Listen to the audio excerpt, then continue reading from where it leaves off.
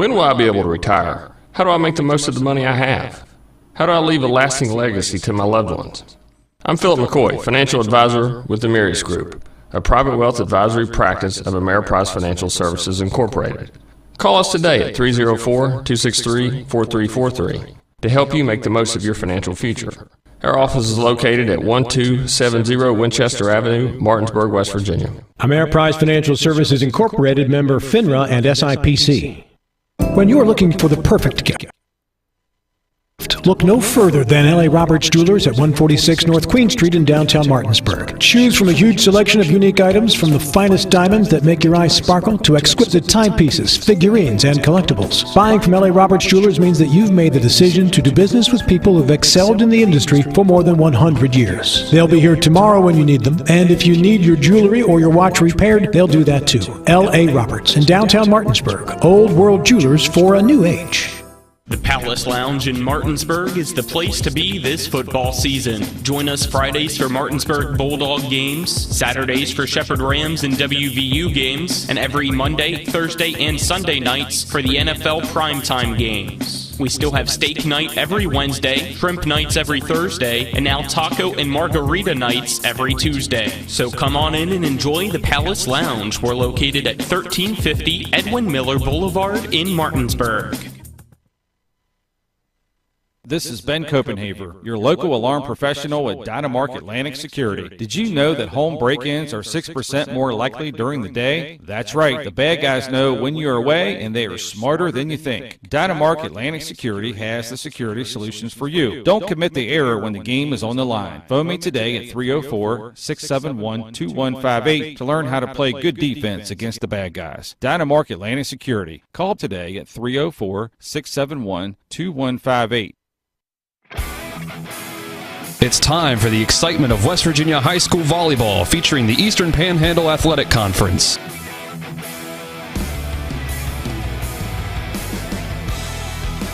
Tonight's coverage is brought to you by Dynamark Atlantic Security, Bechtel Jewelers, Brown's Funeral Home, CMA Honda, Kelly Allstate Insurance, L.A. Roberts Jewelers, Mansion Ferretti Law Firm, Milestone Realty, the Marius Group, Ameriprise Financial Advisors, Orsini's Home Store, Palace Lounge, Parsons Ford of Martinsburg, Skinner Law Firm, Smallwood and Small Insurance, Sutton and Janelle Law Firm, W. Harley Miller Systems.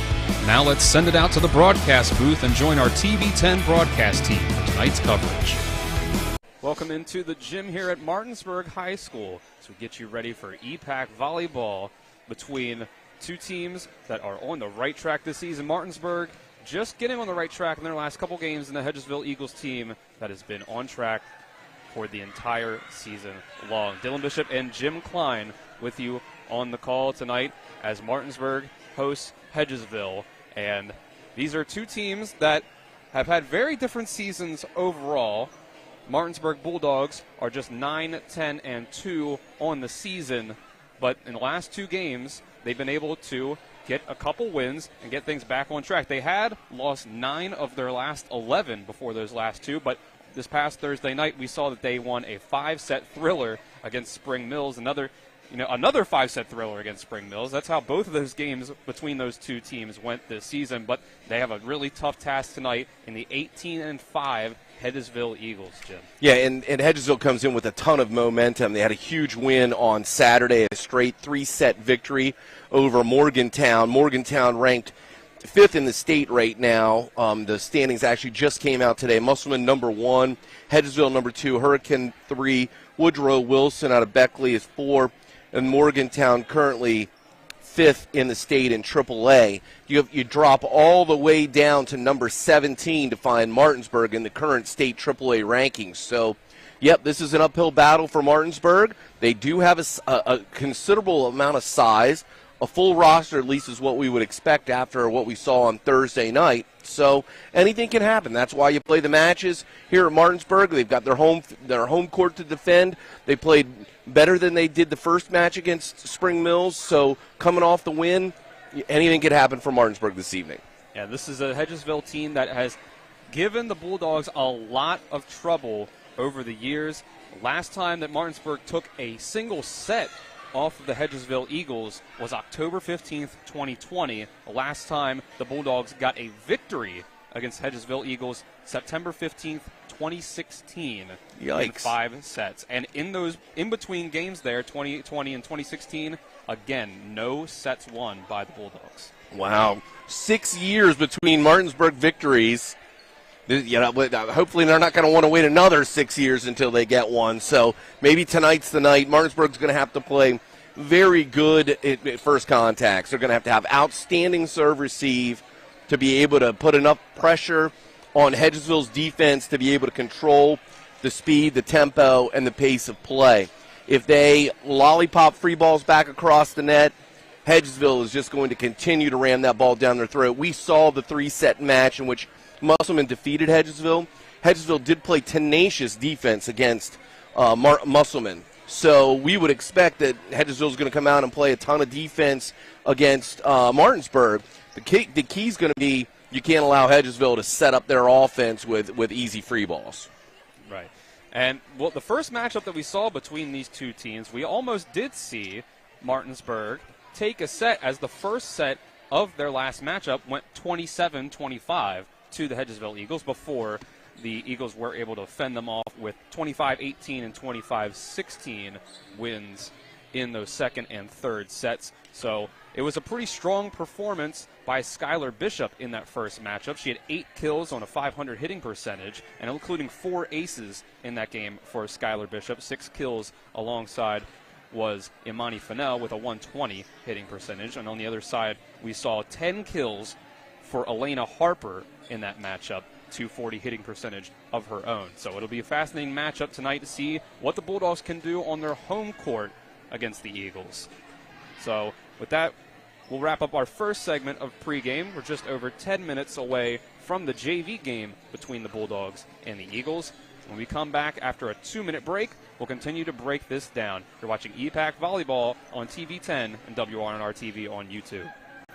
Hello, this is Mark Sutton of the Sutton & Janelle Law Firm. The right attorney can make all the difference in your case. That's why you should call Sutton & Janelle. We have been serving clients in West Virginia and Maryland since 1999 in the areas of family law, DUI, criminal defense, and personal injury. Sutton & Janelle works hard to obtain a favorable outcome for you at a reasonable rate with affordable payment options. Sutton & Janelle values your rights and is passionate about your success. Contact us today at suttonandjanelle.com.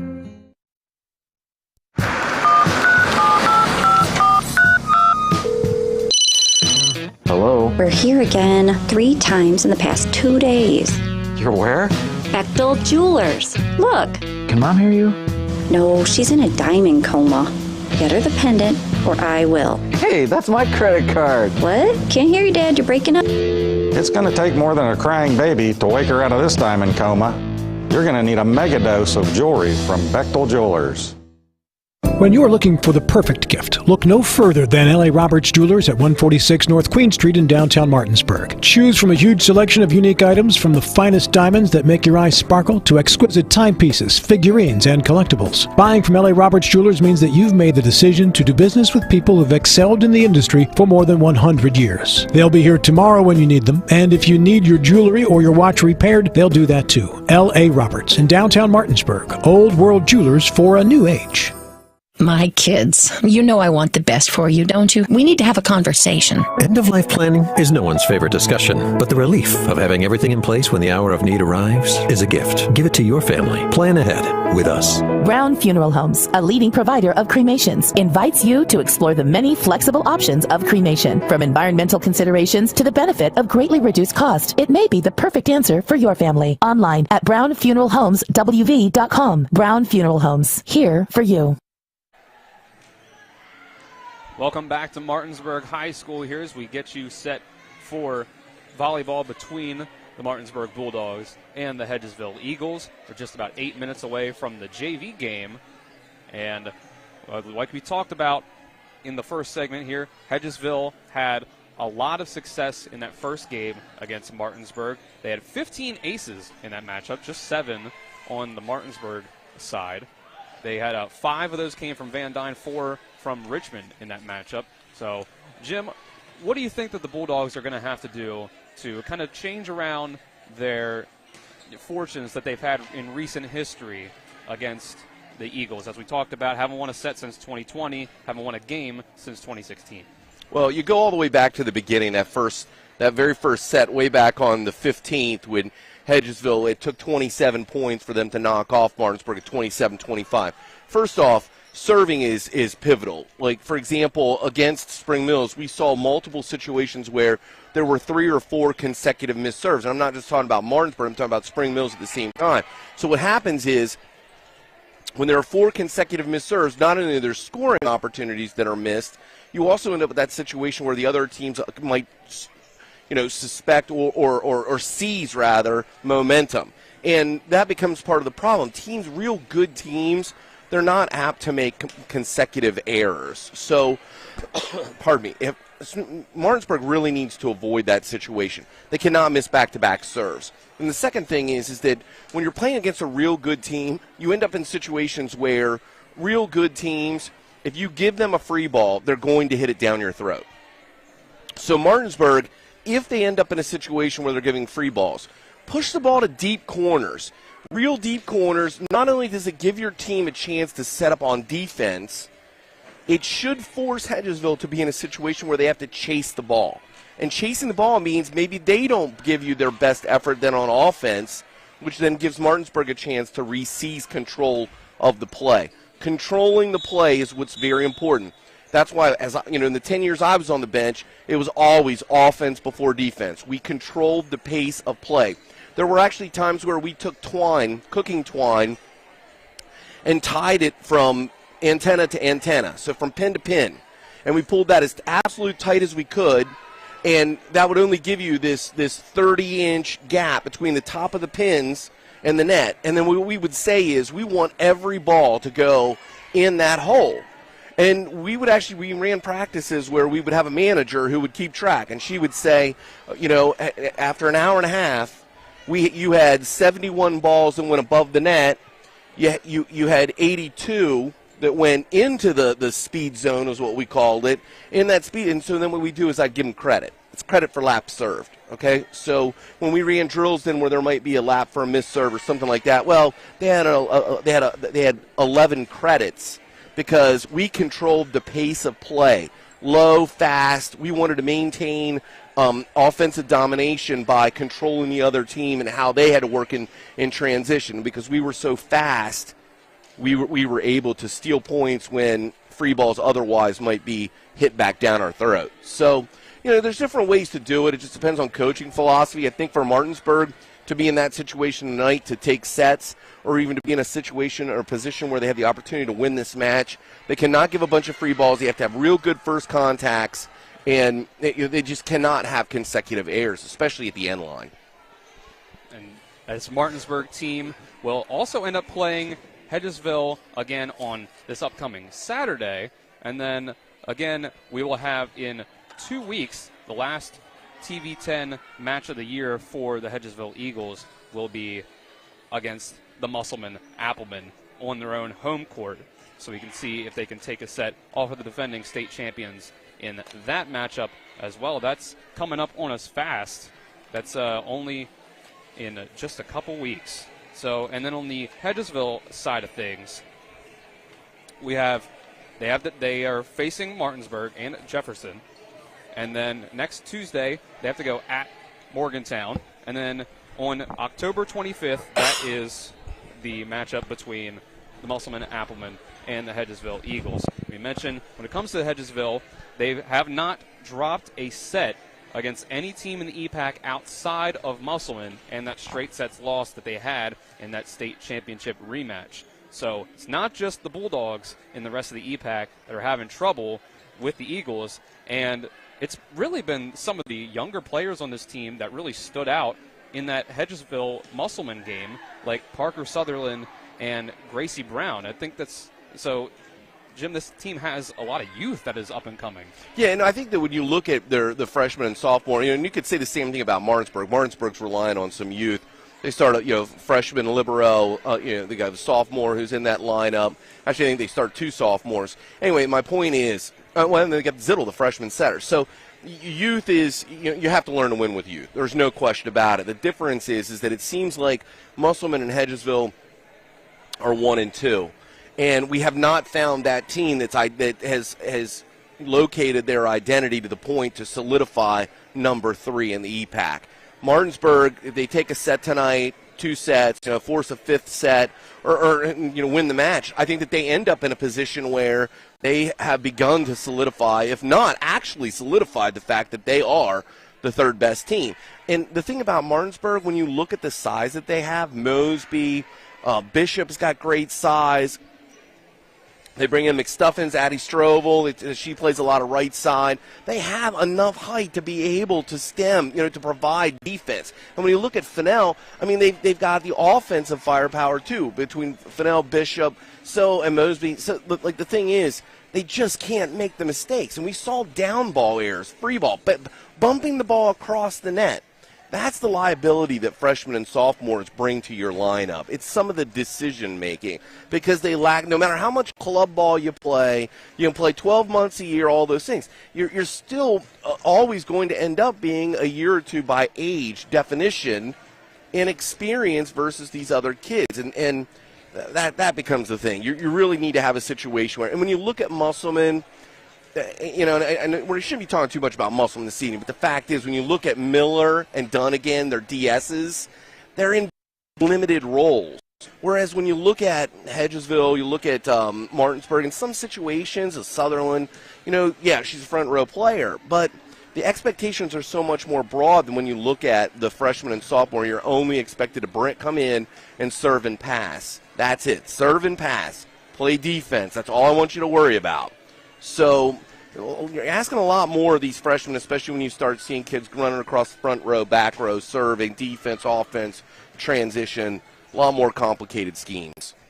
We'll go ahead. We'll take our last 2-minute break of the pregame. When we come back, we'll have the JV game between Hedgesville and Martinsburg. You're watching EPAC Volleyball on TV 10 and WRNR TV on YouTube. W. Harley Miller Systems understands the need and desire for reliable and affordable smart home solutions. Secure your home with a security system and keep a close eye on your family. Automate your home with a Control4 system and have smart technology work as one. Set daily schedules to control your thermostats. Push a button and set the mood for dinner by dimming lights and playing music, or just sit back and enjoy a movie in your own home theater. Put decades of experience to work for you. Visit us at WHMsystems.com or call 304-350-1931. If you're in an accident, the first thing that you have to do is call 911. You have to get medical care immediately. The next thing you need to do is call us. When you hire us at the Skinner Law Firm, what we do is we are going to investigate your case, and we're going to lay out the options that you have, all at no cost to you. We will use all of our resources and all of our experience to get you what you deserve. The Skinner Law Firm, SkinnerFirm.com. When will I be able to retire? How do I make the most of the money I have? How do I leave a lasting legacy to my loved ones? I'm Philip McCoy, financial advisor with the Mirius Group, a private wealth advisory practice of Ameriprise Financial Services Incorporated. Call us today at 304-263-4343 to help you make the most of your financial future. Our office is located at 1270 Winchester Avenue, Martinsburg, West Virginia. Ameriprise Financial Services Incorporated, member FINRA and SIPC.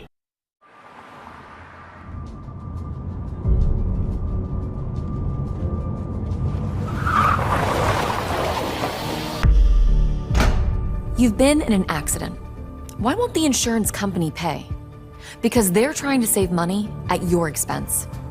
Call Mansion Ferretti for your free consultation. We have the experience to deal with the insurance company and get you the compensation you deserve. Mansion Ferretti, when you need justice. Welcome back to Martinsburg High School here. So we're getting ready for the start of the JV game between the Hedgesville Eagles and the Martinsburg Bulldogs. We'll get you the JV rosters for both sides here. First, the visiting Hedgesville Eagles. Number 1 is Jaden Maker.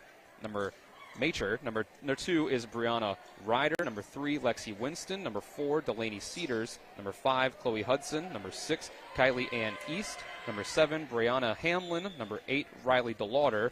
Number 9, Grace Lathwell. Number 10, Olivia Lamb. Number 11, Evelyn Jennings. Number 12, Jayanna Ware. Number 13, Addison Sykes. And number 14, Madison Elliott. Then on the Martinsburg Bulldogs side of things, number 3, Ashlyn Aird. Number 9, Amber Smolarski. Number 11, Emma Bass. Number 13, Cameron Sine. Number 22, Amelia Brinkley. Number 24, Lily Campbell. Number 26, Savannah Malat. Number 28, Megan Kelso. Number 36, Aubrey Killian. Number 38, Josefina Pospisilova. You see these teams are out on the floor, the JV sides for the Eagles and the Bulldogs, and they're getting their final check of the starting rotation. And the liberos will come on the court. Cameron Sine start things out at libero for Martinsburg. And then we'll see Hedgesville get their side ready to go as well. Let's get the last rotation check from our referees here. And that's number 4, Delaney Cedars. They'll come on as a libero for Hedgesville. And first to serve for the Eagles will be Kylie Ann East, the sophomore. And we'll get the blow of the whistle there, and away we go on the first serve, and it's an ace. Good serve for East. Yeah, great serve for East. She worked the seam. You like that, right between the 5 and the 6. Aird's going to have to figure that out. She's the middle back. The middle back person should be like the center fielder. East will send it again at Aird. Bounces off the basketball hoop up top. Oh, they were able to get it. That's tough there. Goes over, but missed hit there. Jennings, the junior, switched to her left hand to be able to punch that across as East got it out of the net. It was a good play. Good reaction. So 2-0 to start things out for Hedgesville. She'll send another one at Aird. It's passed over, and then it looked like it never went over. Yeah. So that's 3 in a row to open things out for Hedgesville. Yeah, East is serving a very flat floater. That's what we would call that. And that one's going to go in the net. First serve ends up an ace. Last one, service error, makes it 3-1 on the Hedgesville side. We'll see Emma Bass be the first to serve for Martinsburg. Nice jump serve. Good pass, though. Real good pass, and Ware with a big swing. Overpass. Could have called the hands. Set it up. But we're not going to. Oh, just passed too far. Well, see, she came on a quick, and then what happens is as soon as the ball crosses the nose of the middle, it becomes the outside hitter's ball. She's got to be moving towards the follow-up position. Bass will send another one. Another great serve. Cedars. Oh, got to be angle, real outside. Angle. Yep, and that's in. And that falls in. That's a kill for Grace Lathwell, making it 4-2 Eagles. See, and that's where the experience comes into play. The defense should know when the ball's way outside the pin, the whole defense needs to shift. They need to shift to cover the angle. Now it'll be Lathwell serving for Hedgesville. They'll send it at Sine. In the middle, it's Brinkley. And that's a kill for Brinkley off the hands of Lathwell. Bulldogs make it 4-3, cutting their deficit to 1 point.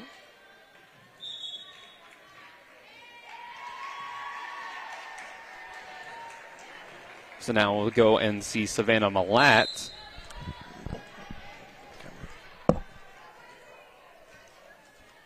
She gets the serve now. Yeah, good serve, though. Good spot. She served right at the 4. Good approach. There's a kill there. Well, Ryder with the hitting error. 4-all. 4-4 tied up now. Malat will continue to serve. Sends that one out. Great Cedars. Pass. Good pass. Go to Ware on the outside, into the net. Never went. Dropped her elbow. She's got to reach way up for that. Got to reach up. And that's one of these situations where the back set, the ball's got to cross the plane of your body. A little more difficult for the timing for Ware to be able to judge that. Only a freshman. Malat sends that one. And Hedgesville left their bases too soon. So the overlap was with East, it looks like. East and maybe Lathwell. 6-4. Hedgesville leads. Set this one up for Ware again on the outside. Tips it, falls to the ground. Yeah, real tight. It was real tight, so Ware had to really reach for it, managed to get some fingers on it, direct it away from the block. Excuse me, it's 6-5 now on the Martinsburg side of things. The Bulldogs lead. Oof, that should have been Sign out. there. Yeah, it should have been out. Jennings with a bullet. That one Jennings sets up. I'll go to Ware again on the outside. This hit, good play, good defense. Good defense by And Sign. miscommunication. He's going to let that one just fall into the ground there between two Bulldogs players. Yeah, that's the thing. We used to use one word, mine. You continue to call the ball until someone else stops. And Jennings will send that one into the net. Yeah, I think Jennings' first serve would have been deep, and she got bailed out by Sign. And then in that situation, clearly she tried to take something off of it and netted it. So Amelia Brinkley serves with the Bulldogs up 7-6. Set up on the outside. Oh, hit the stanchion. Oh. Hit the backboard of the ceiling. Got to be aware of that. Got to keep your eyes on the ball at all times. Setter's got to call for help. That ties it back up at 7. See some substitutions. Addison Sykes comes in. She'll be next to serve. Yeah, Sykes is coming in to set. They're running a 6-2 between East and Sykes. Lexi Winston checks in for Hedgesville as well. Great serve. Sends it there. Good pass. It's a good pass. Goes to Aird on the outside. Cedar slides to get it there. Oh, and that's gotta a hit reach up. there. Ryder sends it in the net. A 1-point lead again for the Bulldogs, 8-7.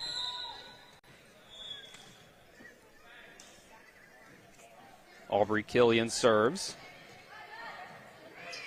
Sykes will go outside for Winston. Good coverage on defense. Killian was right This one there. up. Ends up having to be a free ball by Millette. They'll go set that one up in the middle. Off block. Off the block and into the net. So it's a point for the Eagles to tie it back up at 8. Yep, she'll get a kill. Tool in the block. And also just saw the freshman game went to 8-8 in their first set as well. Oh, come on. So this is what I talked about a little bit in pregame. Back-to-back service errors. You just can't do that.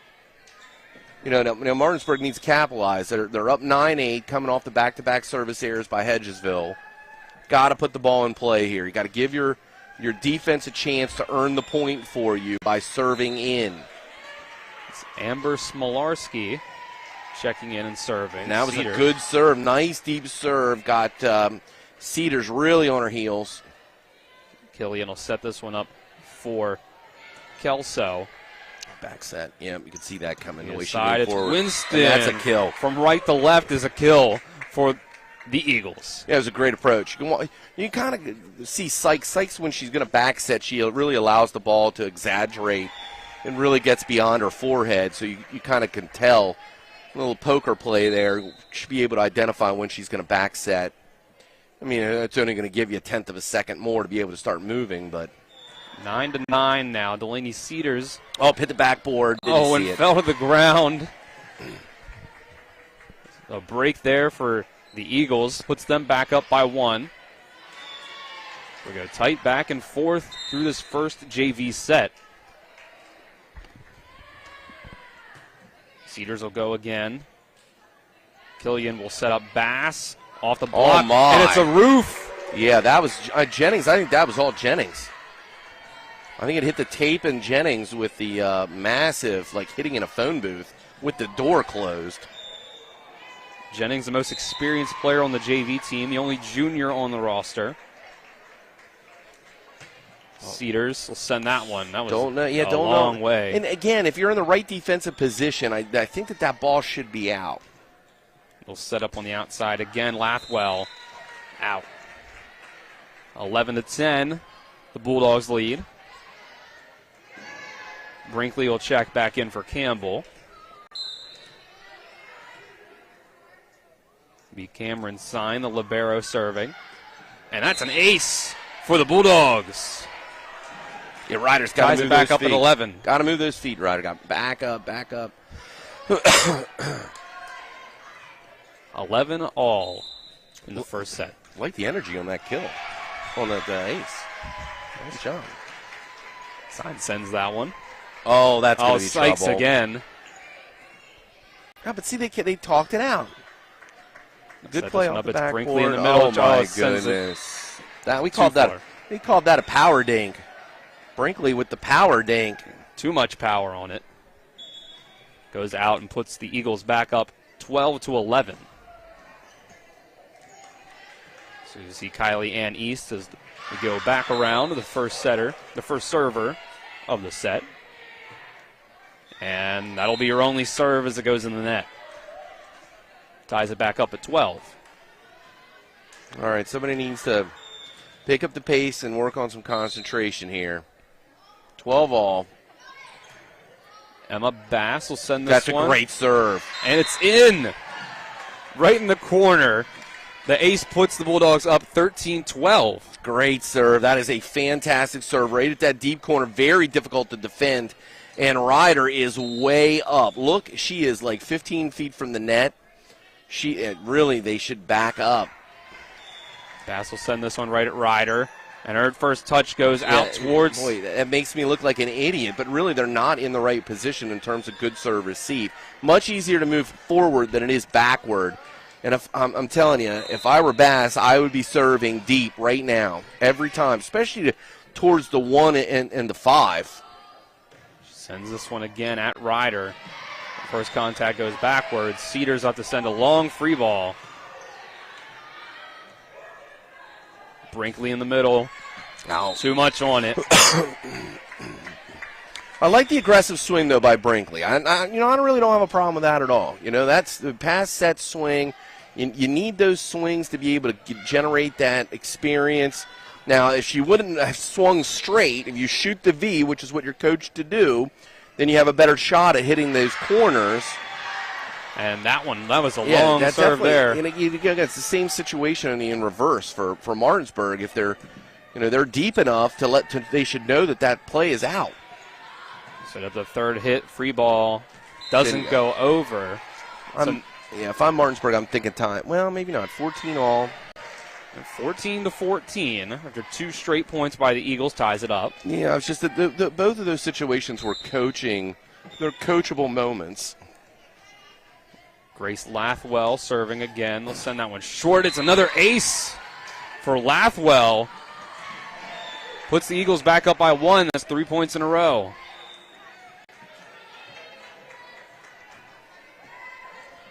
Yeah, great serve in the seam. Really like that. Serve the seam. Serve the seam. Sends that one again at sign.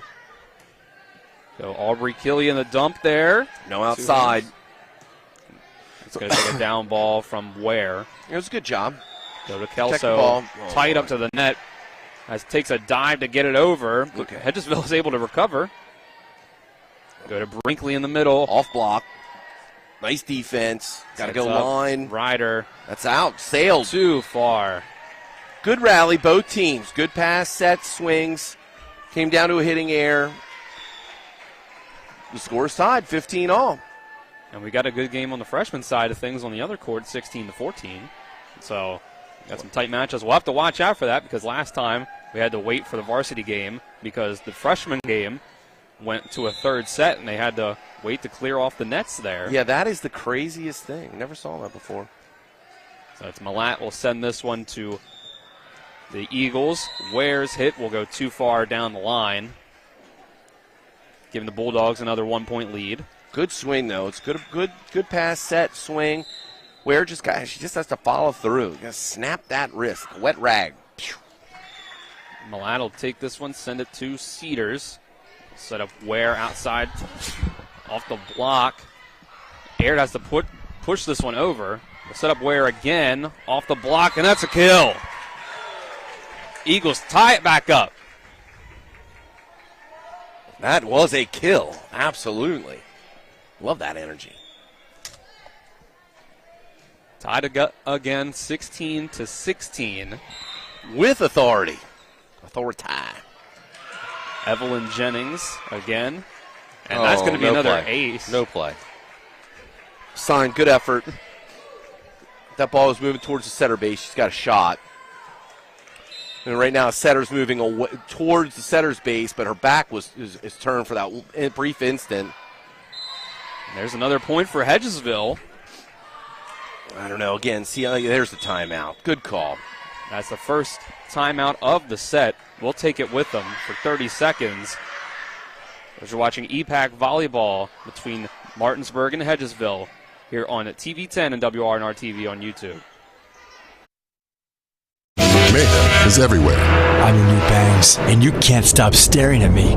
That's it. Just tilt the rearview mirror over here.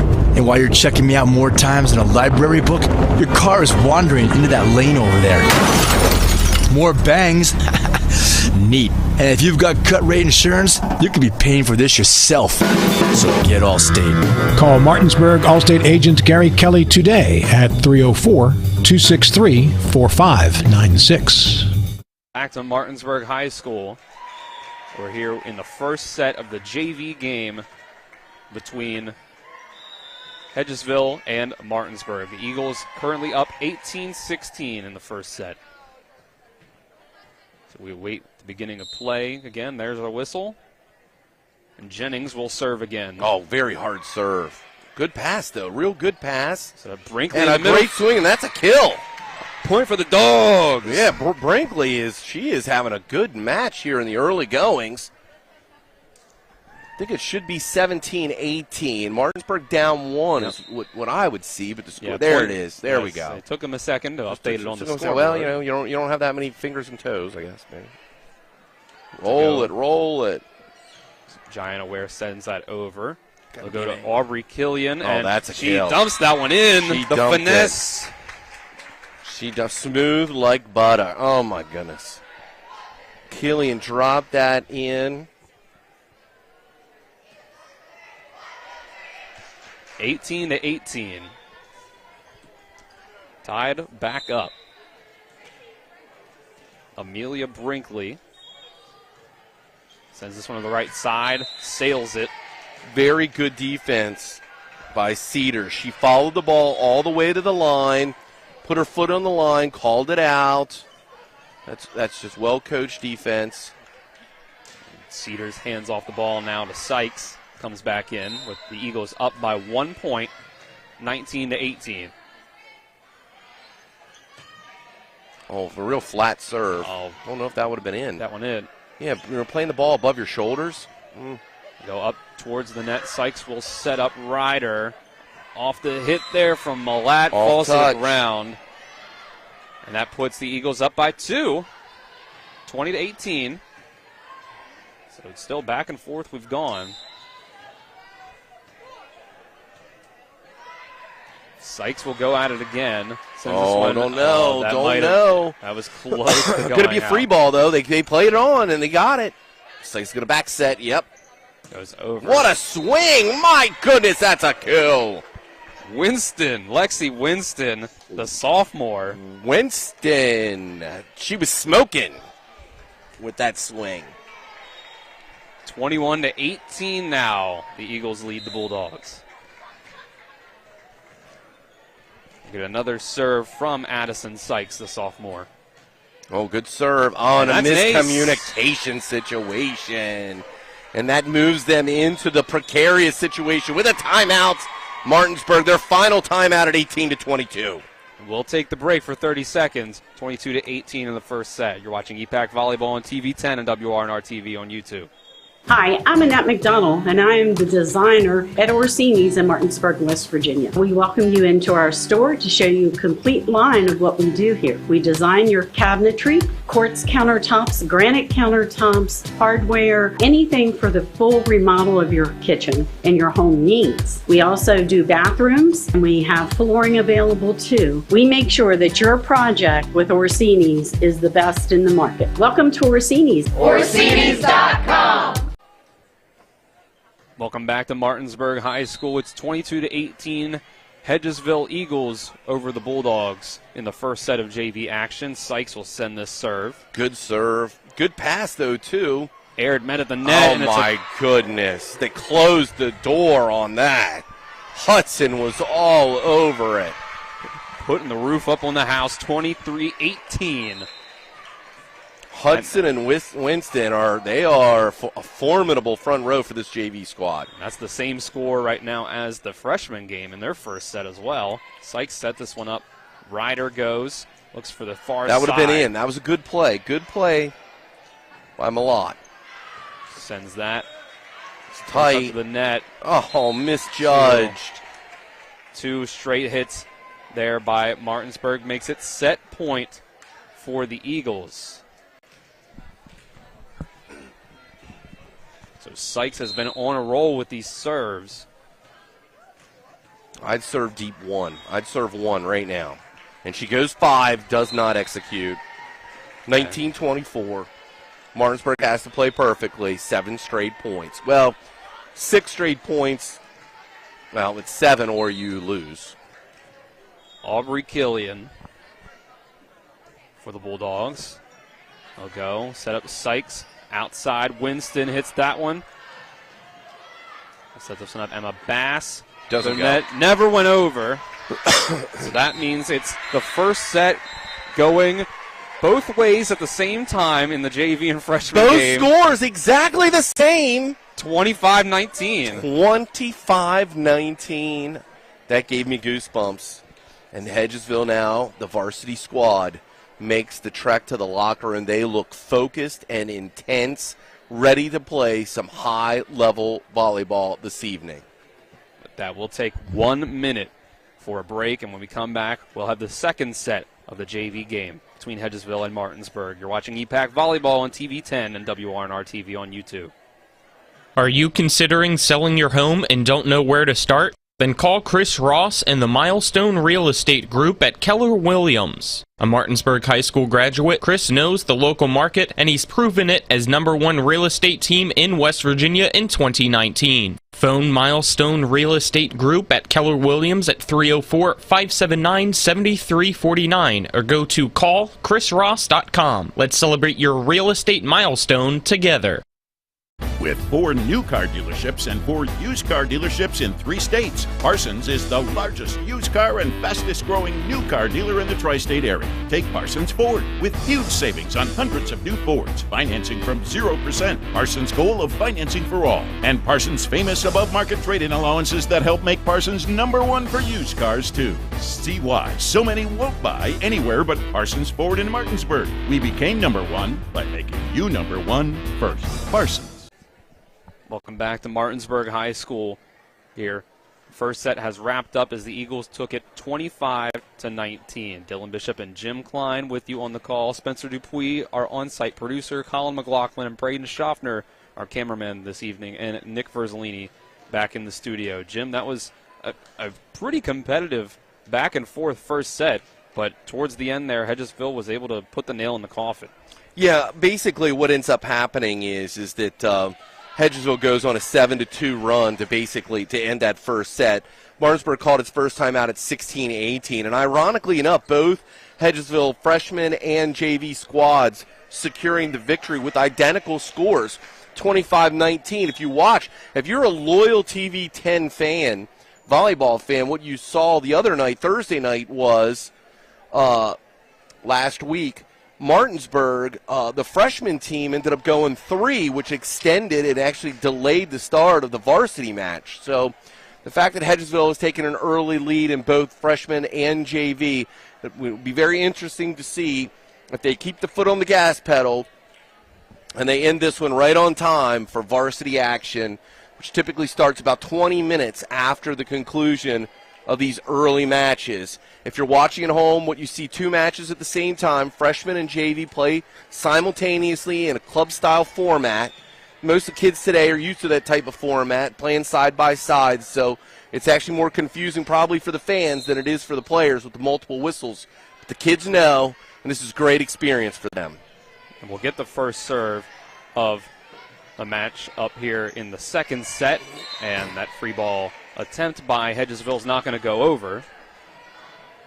So that's the first point of set number 2 over to the Bulldogs. Yeah, Emma Bass with a good serve to start. 1-0 Martinsburg with the early lead.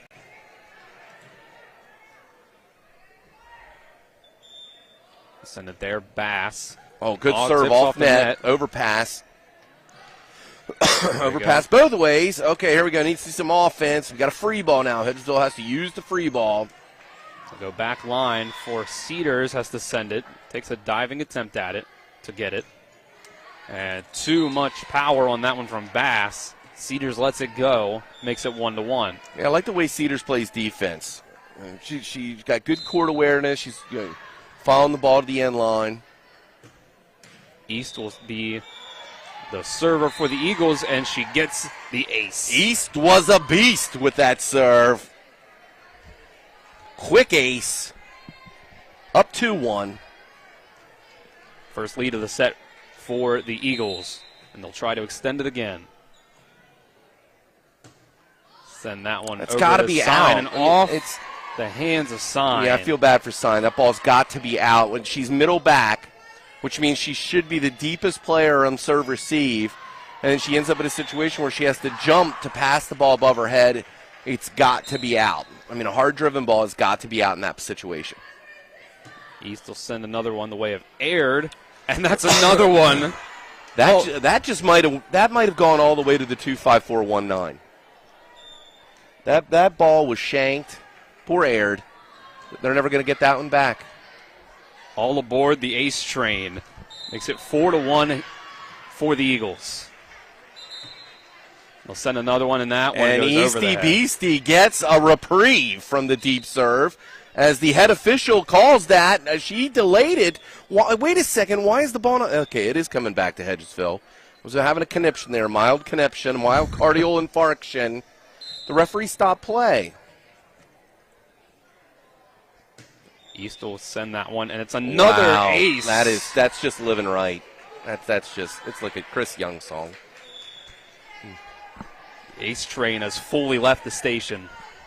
It's 5-1. Easty Beastie, go again. Nice serve. Aired though. She has the answer. And Brinkley with the swing.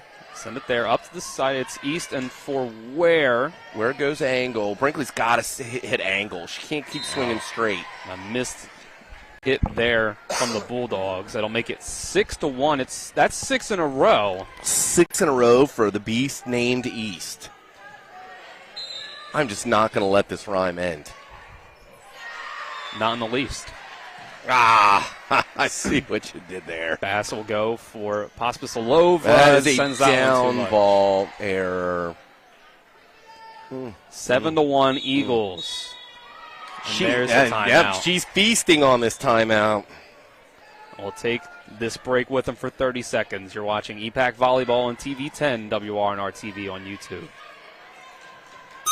WB Medicine is pleased to introduce 5 new providers who've joined our medical staffs at Berkeley Medical Center, Jefferson Medical Center, and University Healthcare Physicians. Dr. Joseph Ahn, Oncology. Dr. Paige Anderson, Emergency Medicine. Dr. Akanksha Bardwaj, Hospitalist. Dr. Vignesh Gunasakaran, Neonatology. And Dr. Stacy Hanlon, Anesthesiology. WVU Medicine, growing to meet the needs of our community.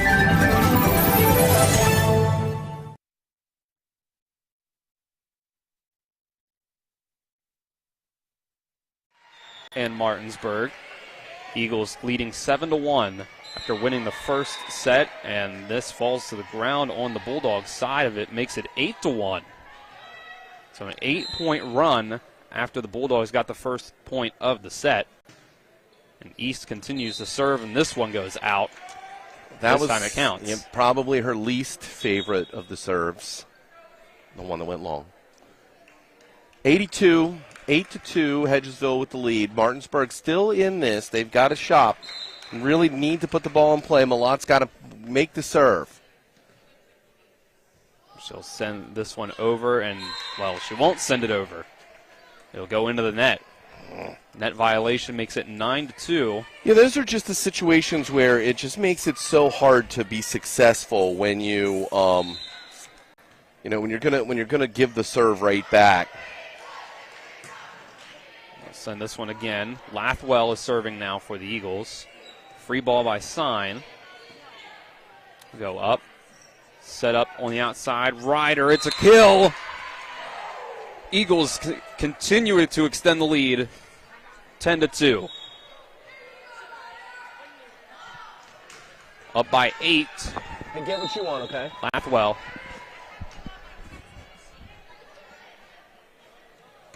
Sends that one at sign. Again, off the hoop. Ends up a free ball that'll go way out. Tough there after the ball bounced off the backboard again in these lower ceilings of Martinsburg High School. Yeah, and Ryder was right on it, too. She knew exactly where she was in position to make that out call. Good play. 11-2 Eagles. So send this one again at Malat. Go in the middle for Brinkley. Push that one, but pushed it into the net. Yeah, and again, she goes straight. So this is that. Again, that's a coachable moment. She went with the aggressive power dink, but she's hitting straight. You notice that? If she goes angles, she has a better opportunity of getting that ball to cross the plane of the net. Good serve. Go up close to the net. Brinkley, another one. Lathwell with a good serve. It's good play, though, by Martinsburg. Good play, and they get a free ball out of it. Now you got to use it. Good pass. There's the and Aaron. She was just a little bit early on her approach. Good pass, and then early on the approach. 13-2. Eagles lead. Now we should watch on the other side that the Martinsburg freshman team is up 10-3. If that continues, that'll go to a third set. Yeah. And further delay the varsity matchup. Aird sends this one over. Tapped up. Hit into the net eventually after Lathwell dove, tried to punch it over. Tried to keep it alive and makes it 13-3. We'll get a substitution. Lathwell will come out and Brenna Hamlin will come in. Amelia Brinkley will set up Ware on the outside. Ware with a good swing. There's the save. Keep your eyes on the ball. Watch that. There we go. Malaya has to send the free ball. East will set up Ryder. Never went over. So that makes it a 9-point deficit now for the Bulldogs. 13-4. Amelia Brinkley serving. And doesn't get that one to go over. That lands in the net. It's so hard when you're down 13-4 and miss serve. You know what I mean? You're just digging the hole deeper for the other team. Meanwhile, the freshman team, Martinsburg's up 12-3. Hedgesville is against the ropes on the other side. Wow. And then Martinsburg misses the serve. My goodness, allow them back in. 4-12. Ryder sets this one up. Sign, digs it again off the backboard. Basketball hoop up on the top.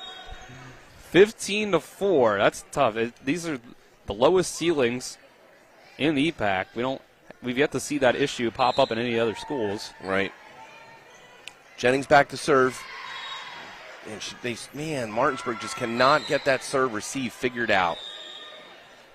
That's going to make it 16-4. 12-point lead.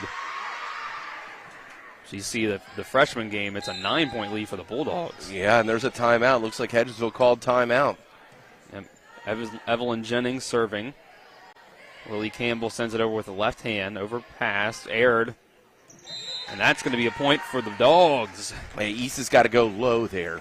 You can't play the ball within the plane of the net. You either got to go high and play above, or you got to go low and then try to get it to bring it back up. Killian will send this one. Oh, it's in. That is definitely in. Yep, that was definitely in. You cannot guess. You got to follow the ball to the line. Hamlin opened up and watched it drop in. She knew. Chased the ball to the line.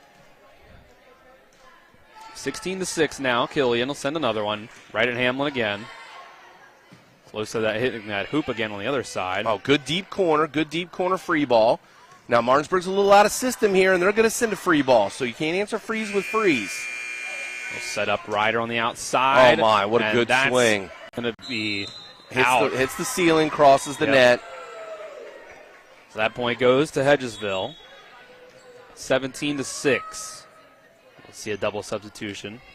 See Madison Elliott as well as Olivia Lamb come on. Yeah, on Lamb comes in to serve for Ware. Send this one right at Cameron's sign once again. Go to Lily Campbell in the middle. Set up outside for Ryder. That's off block. Good defense by Martinsburg. Campbell dumps the left. Another one off the hoop. There's a roof. Keeps it alive, though. Resets it. Be tough for good Ryder. set out of that. Oh, and just a deep thing. Too far on that one. A little timing off there for Ryder. Timing's just a little bit off. But a good rally. Both squads really scrapping. And there's Martinsburg's freshman team extending the lead to 15-5.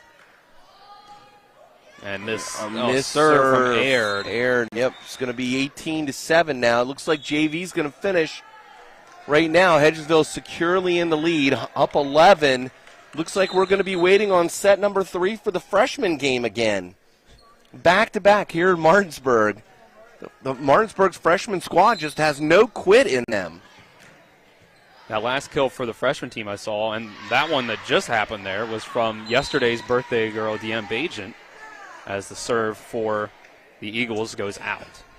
Yes, the sister of Shepherd quarterback. Actually, she is the sister of the Shepherd quarterback, Tyson Bajent, and Martinsburg High School football team, Ezra. And that serve stays in. Cameron Sign gets it to go. Cuts the lead back down to 9. And they framed that. So a doubled up score right now. Hedgesville 18-9. And that's an ace after the hit from Delaney Cedars isn't followed up on. So they cut this down to 8. So Sign will get to serve it again.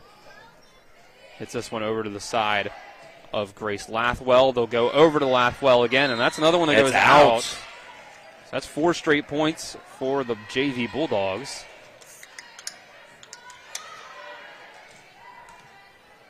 So they've cut it down from 11 to 7. Sign will go again at Good Lathwell. serve. Good serve. Go outside for Elliott. Sign pushes that one above her head. Ends up a free ball by Kelso. Set up in the middle again. Oh, there's someone's in the net. I think that was Brinkley in the net. That was Chloe Hudson hitting it in the middle for Hedgesville. Ends up a free ball by the Eagles. Set up Brinkley. Too much on it. Over Good the swing. head. Good swing. Good pass. Good set. Just got to snap, follow through. Still like to see a coachable moment. Like to see her shoot the V, working angles. So 19-11 now.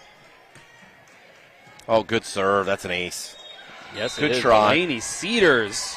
Yeah, good try by Bass, but man, that was just a real good serve. Bass out trying to bring that ball out of the net after the shank pass.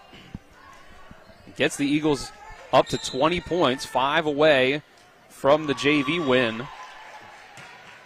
Sends this one. It's overpass, but that was going to go out. Lamb decided to put the hit on it. Dumped over by Killian. Lamb this time will set up Jennings. Again, another net, no call. Sign puts that one across. They'll go outside again for Lathwell off block. Big outside over the head. Backside set there. Sets this one up. Brinkley gets that one over, almost passed over the net. We're in good shape. Good rally here. Good defense. Killian back sets again for Bass, but doesn't go over. So that's going to make it 21-11. Whereas the freshman score is just extended to 20-8. Freshman definitely feels like it's going 3 sets. It would take a big-time comeback by the Eagles on the freshman side of things. Says we get another ace by Delaney Cedars. 22-11, we've doubled up sticks. There we go. 3 points away from the JV win are the Eagles. There's your timeout. And there's the timeout. We can keep it here through the break here. I'll set you back up. It's 22-11. Hedgesville Eagles leading the Martinsburg Bulldogs, with the Eagles already up 1-0. So this has been a pretty dominant performance by the Eagles on this JV side. Well, yeah, they're not missing any serves at all. I mean, we say that now, watch what happens. But they're serving very well. Martinsburg has not passed as well in this second set as they did the first. We'll get back out of the timeout. Cedars will serve again. Sends that one to Smolarski. Sign from the back, sends it wide right. That'll put the Eagles 2 points away from the win.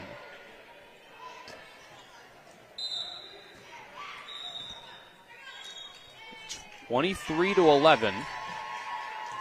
Cedars will serve at Smolarski again. They'll go outside Kelso. I don't think it ever went. Hedgesville makes the roof motion there. Yeah, Hedgesville makes the roof motion, but the official signaled 4 as in 4 touches as if it never went. So we just lost the scoreboard for the JV match. That's wonderful. It should be 24-11 on the Hedgesville side. So this should be match point, as I do believe the officials were trying to get that corrected there. That's what our stoppage right here was. Cedars. Oh, and that's going to be an ace. And it's a game-winning ace for Delaney Cedars. A 2-0 victory in the JV matchup for the Hedgesville Eagles. And that one goes 25-11 after the first set went 25-19. That will take a 5-minute break. And when we're back, we'll probably have some continuing coverage of the freshman game, barring a huge comeback by the Eagles in that freshman game. So you're watching EPAC Volleyball on TV 10 and WRNR TV on YouTube. We'll be back in 5 minutes. My kids, you know I want the best for you, don't you? We need to have a conversation. End-of-life planning is no one's favorite discussion, but the relief of having everything in place when the hour of need arrives is a gift. Give it to your family. Plan ahead with us. Brown Funeral Homes, a leading provider of cremations, invites you to explore the many flexible options of cremation. From environmental considerations to the benefit of greatly reduced cost, it may be the perfect answer for your family. Online at brownfuneralhomeswv.com. Brown Funeral Homes, here for you.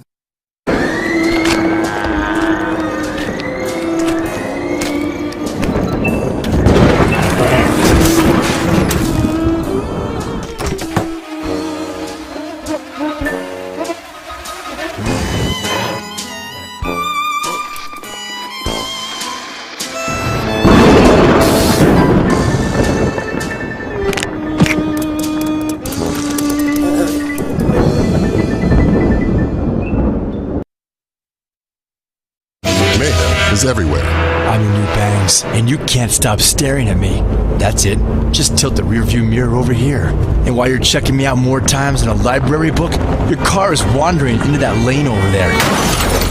More bangs? Neat. And if you've got cut rate insurance, you could be paying for this yourself. So get Allstate. Call Martinsburg Allstate agent Gary Kelly today at 304-263-4596. With 4 new car dealerships and 4 used car dealerships in 3 states, Parsons is the largest used car and fastest growing new car dealer in the tri-state area. Take Parsons Ford with huge savings on hundreds of new Fords, financing from 0%. Parsons' goal of financing for all. And Parsons' famous above-market trade-in allowances that help make Parsons #1 for used cars, too. See why so many won't buy anywhere but Parsons Ford in Martinsburg. We became #1 by making you #1 first. Parsons. Hi, I'm Annette McDonald, and I am the designer at Orsini's in Martinsburg, West Virginia. We welcome you into our store to show you a complete line of what we do here. We design your cabinetry, quartz countertops, granite countertops, hardware, anything for the full remodel of your kitchen and your home needs. We also do bathrooms, and we have flooring available too. We make sure that your project with Orsini's is the best in the market. Welcome to Orsini's. Orsinis.com.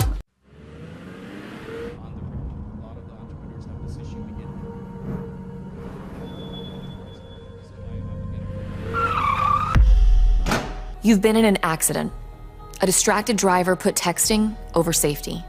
Your injuries, loss of income, and medical bills can last a long time, even a lifetime.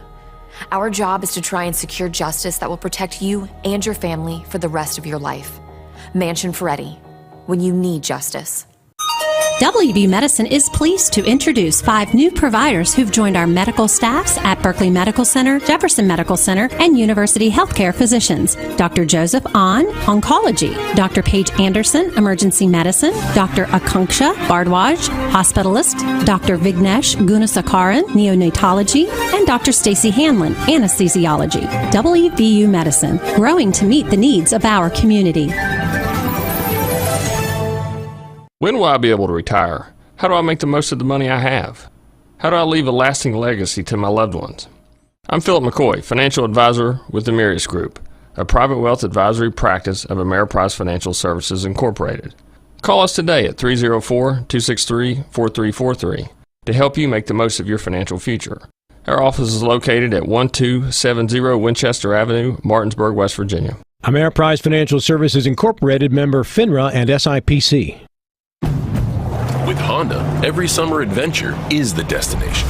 Take your adventures even farther with Honda, America's most fuel-efficient full-line automaker. For a limited time, well-qualified buyers can get a 2.9% APR on a 2022 Honda Civic and a 3.9% APR on a 2022 Accord or 2023 HRV. CMA's Honda of Winchester, 3985 Valley Pike. CMA, moving lives forward. See dealer for financing details. Exclude Civic SI based on EPA estimate of MY20 full-line automaker fleet-wide fuel economy 2021 EPA Automotive Trends Report. The Palace Lounge in Martinsburg is the place to be this football season. Join us Fridays for Martinsburg Bulldog games, Saturdays for Shepherd Rams and WVU games, and every Monday, Thursday, and Sunday nights for the NFL primetime games. We still have steak night every Wednesday, shrimp nights every Thursday, and now taco and margarita nights every Tuesday. So come on in and enjoy the Palace Lounge. We're located at 1350 Edwin Miller Boulevard in Martinsburg. And they ended up making it 23-17, but then the Bulldogs were able to close it out with 2 straight there to close it out and send this to a third set after a tightly contested first set in the freshman game. Went to the Eagles. It was tightly contested most of the way, and then it ended 25-19, the exact same score as the first set of the JV game, which was also tightly contested most of the way until a late run by Hedgesville. So these 2 games went back and forth until they split off in the second set as the Who dominated that one. But on the JV side of things, Dylan Bishop and Jim Klein with you on the call. Jim, that was really in the second set by Hedgesville. Yeah, Hedgesville really, they cleaned up some things. I think they served a little better.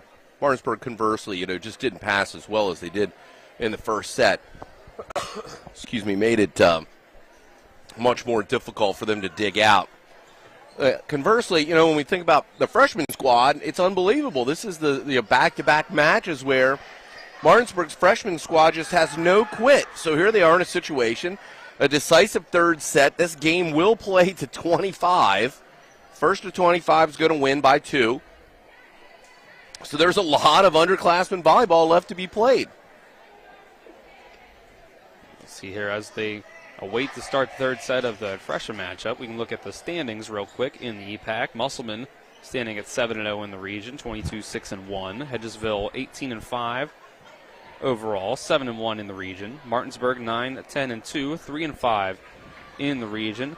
And then Spring Mills at 7-9 overall is also 3-5 in the region.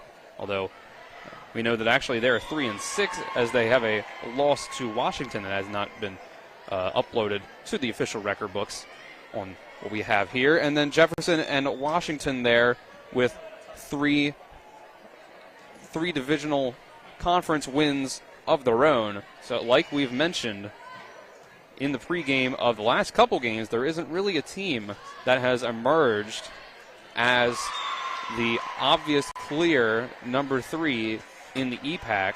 I'm wondering, Jim, do you have an opinion on what we've seen like from these other teams outside of Musselman and Hedgesville so far, who the third best in the EPAC is right now? Yeah, well, when you look at teams like, each of these teams have strengths in certain areas. You look at Martinsburg, who I would think should separate themselves a little bit into that third slot. When you think about, Mosby, Fennell, Bishop, But what we've seen is some of these other schools, like Washington has Penwell. They played good. Williams was great at the net blocking.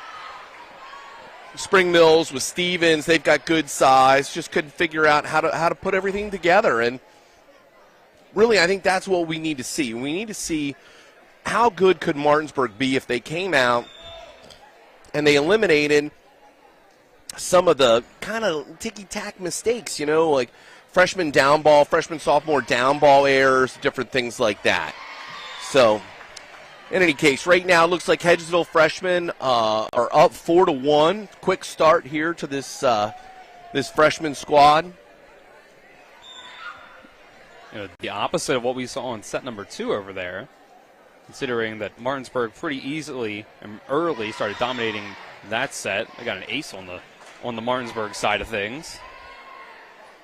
As we give you this extra coverage of the freshman game here, we'll have to apologize if we don't call out many names here because, our typical official coverage is of JV and varsity, so we do not receive the freshman rosters. We'll call it as we see it, though, however. And I see 3 points in a row there on the Martinsburg side. It's a game of rallies. 4-point rally, now 3-point rally. We'll get another serve out there. They'll finally set it up on the side there, and there's another one in a row there. Goes out. So Martinsburg's tying it back up. Yeah, but it was good work there. Good pass, good set, good swing. Got a snap, follow through. Putting a hand on this. Take a two-handed free ball over. We'll set up in the middle. There's the Mbajan. She gets the kill. We saw her in at least one game of JV action that we had on TV 10. She's gone back and now playing some freshman action, swing player there. So that's 5 in a row by the Bulldogs. A dump over there by the setter. Go in the middle again. The right side goes for the kill, doesn't get it. Set up a left-handed shot again. That one goes way up in the top there off the overpass. There's the kill. Great swing, and then she also plays the overpass straight down roof. I don't know, we might call that a kill with the overpass. 6-4, the Bulldogs are leading this third freshman set. This one goes off the net. Hedgesville needs a timeout. Hedgesville needs a timeout. 7 unanswered points. 7 in a row. 16 for the Bulldogs got this team on quite the streak right now. See that guy right there? Is it black? That's a free ball. And put this one over, and that falls to the ground. That's finally a break for the Eagles. That's 7-5. So it's still a 2-point lead for the Bulldogs here. A left-handed serve right there. And set that just goes up in the net. Just kind of lost herself on the court there.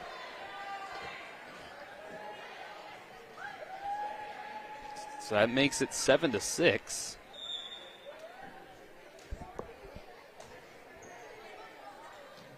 And that just goes in the net there. So that's 3 in a row after it's just been there is no back and forth in the sense of 1 point in this set. It's been 4 for Hedgesville, 7 for Martinsburg, and then 3 more for the Eagles. Free ball. But then they set this one up. Yeah, it ends up being a left-hand side there. Another kill. Actually, there was a net violation. Someone on Hedgesville was called in the net, which negates the kill.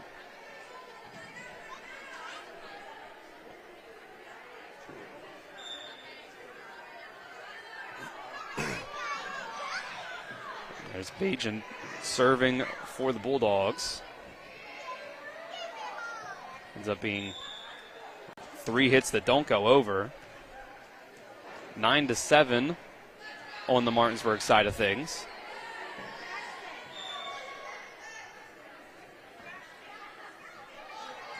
Bajan will set up another one. That's a wide outside hit angle there. It's over their heads. They recovered it well. And they get a free ball error on Hedgesville. Fell to the floor. It makes it 10-7.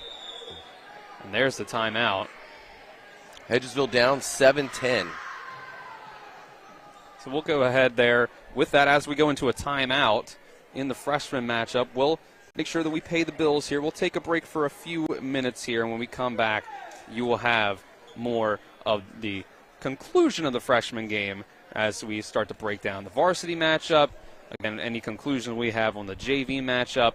So we'll take a break for 3 minutes, and when we come back, we'll have more. The end of the freshman game, some previewing of the varsity game, and eventually the start of the varsity matchup once this freshman game concludes and they're able to tear down the nets and we're able to get ourselves set up for the varsity Eagles and Bulldogs. So we'll take 3 minutes and be back. You're watching EPAC Volleyball on TV 10 and WRNR TV on YouTube. Before the invitations and the dress, the flowers, cake, candles, or vows, there was an answer to a question proposed with a ring. Bechtel Jewelers knows that an important part of your wedding happens before the I-dos. We're a diamond store with an engagement and bridal jewelry selection that's both exciting and accessible. On the big day, there's everything else, and there's the ring. Make sure you get this one right at Bechtel Jewelers in Inwood.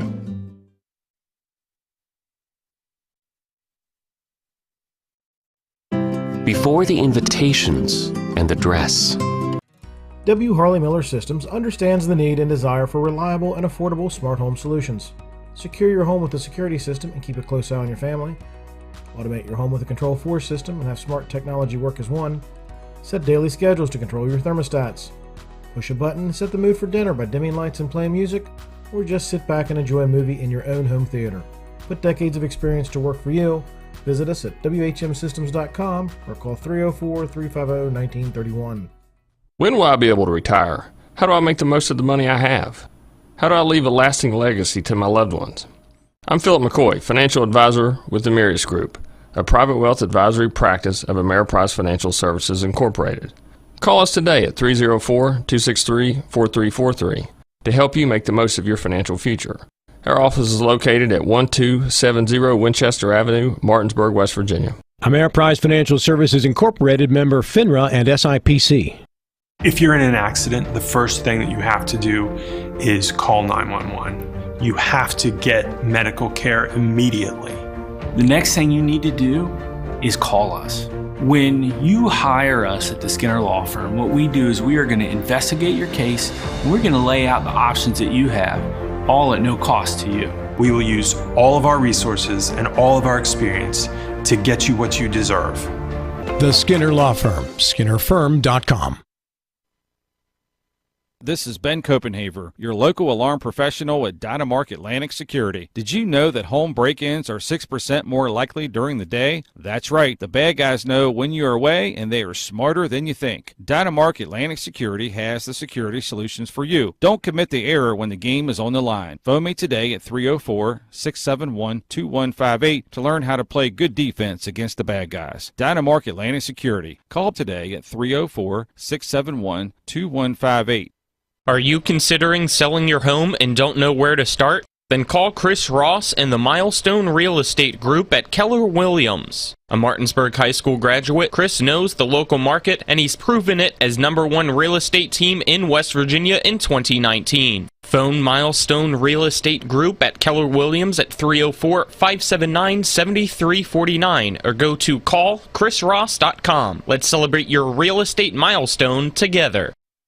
Here between the Bulldogs and the Eagles going on as we await that so that we can start up the varsity matchup between these two teams. We'll go ahead, we'll start to talk about that varsity matchup a little bit between Hedgesville and Martinsburg, as we talked about beforehand. Hedgesville comes into this matchup 18-5 on the season. They are 7-1 in regional play.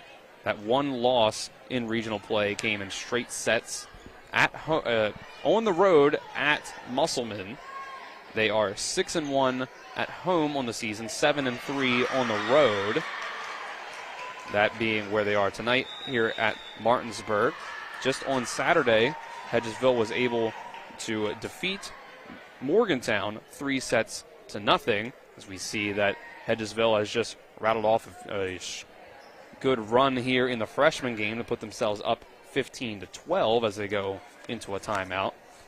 It's the last time that these two teams played.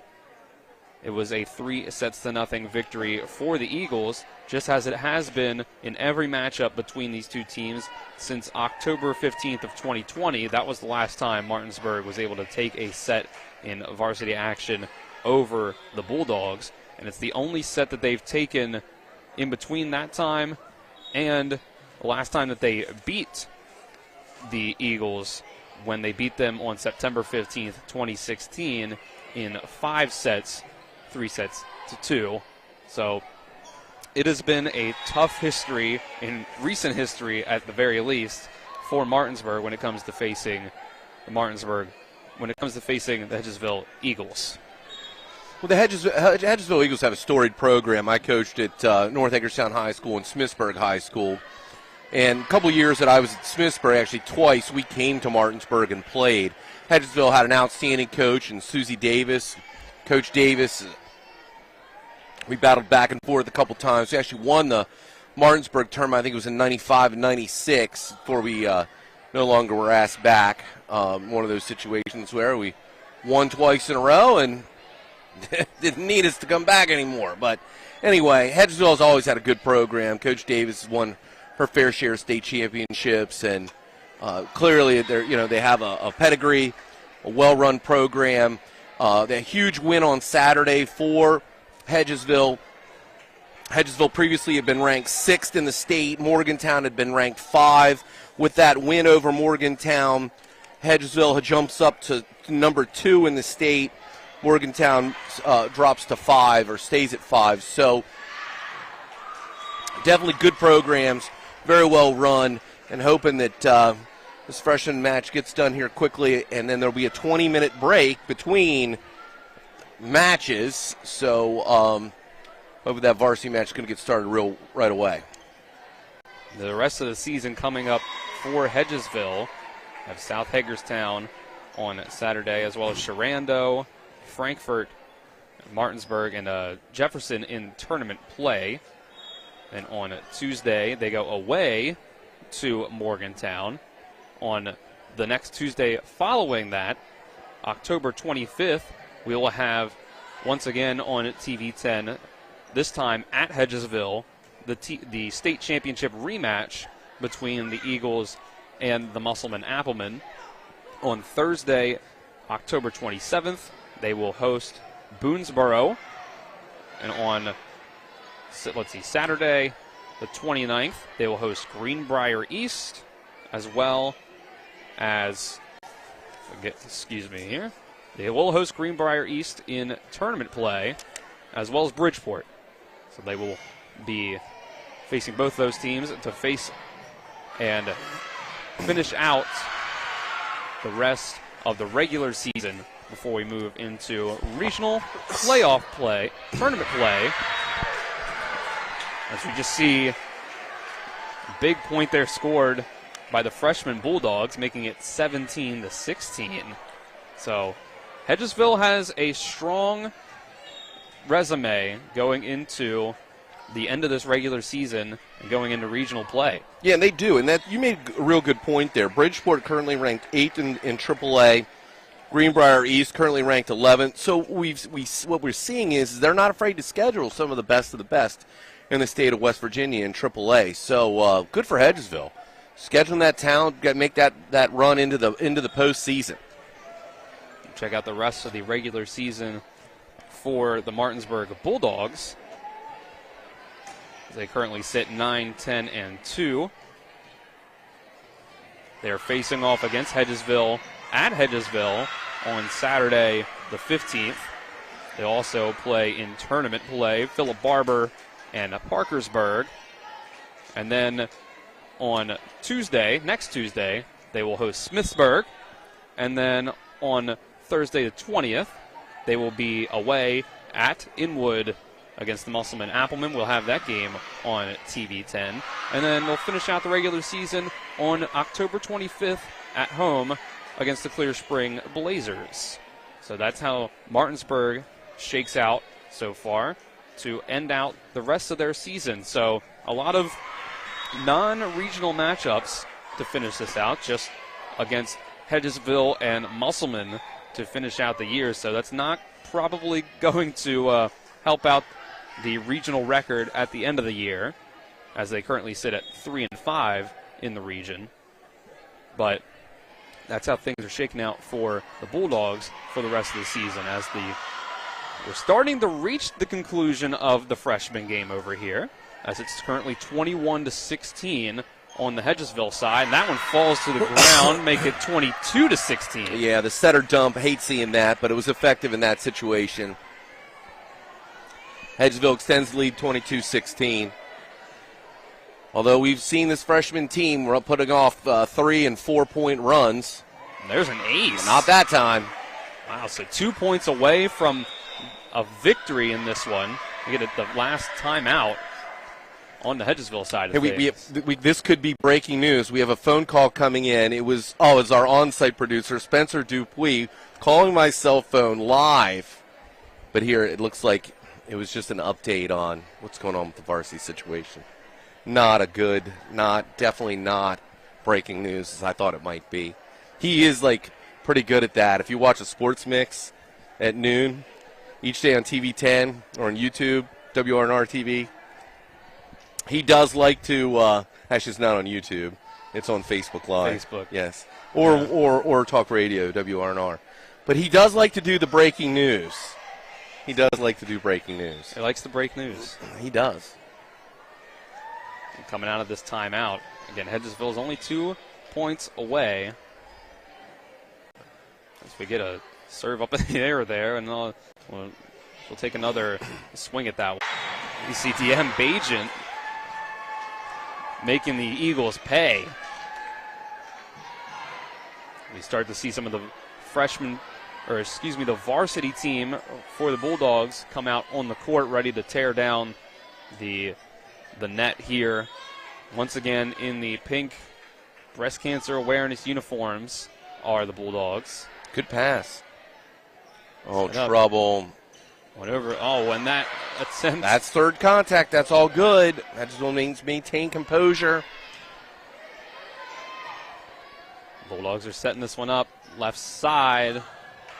Overpass. That's going to stay in. Oh, that looks like an overpass. There we go. What a save out of the net.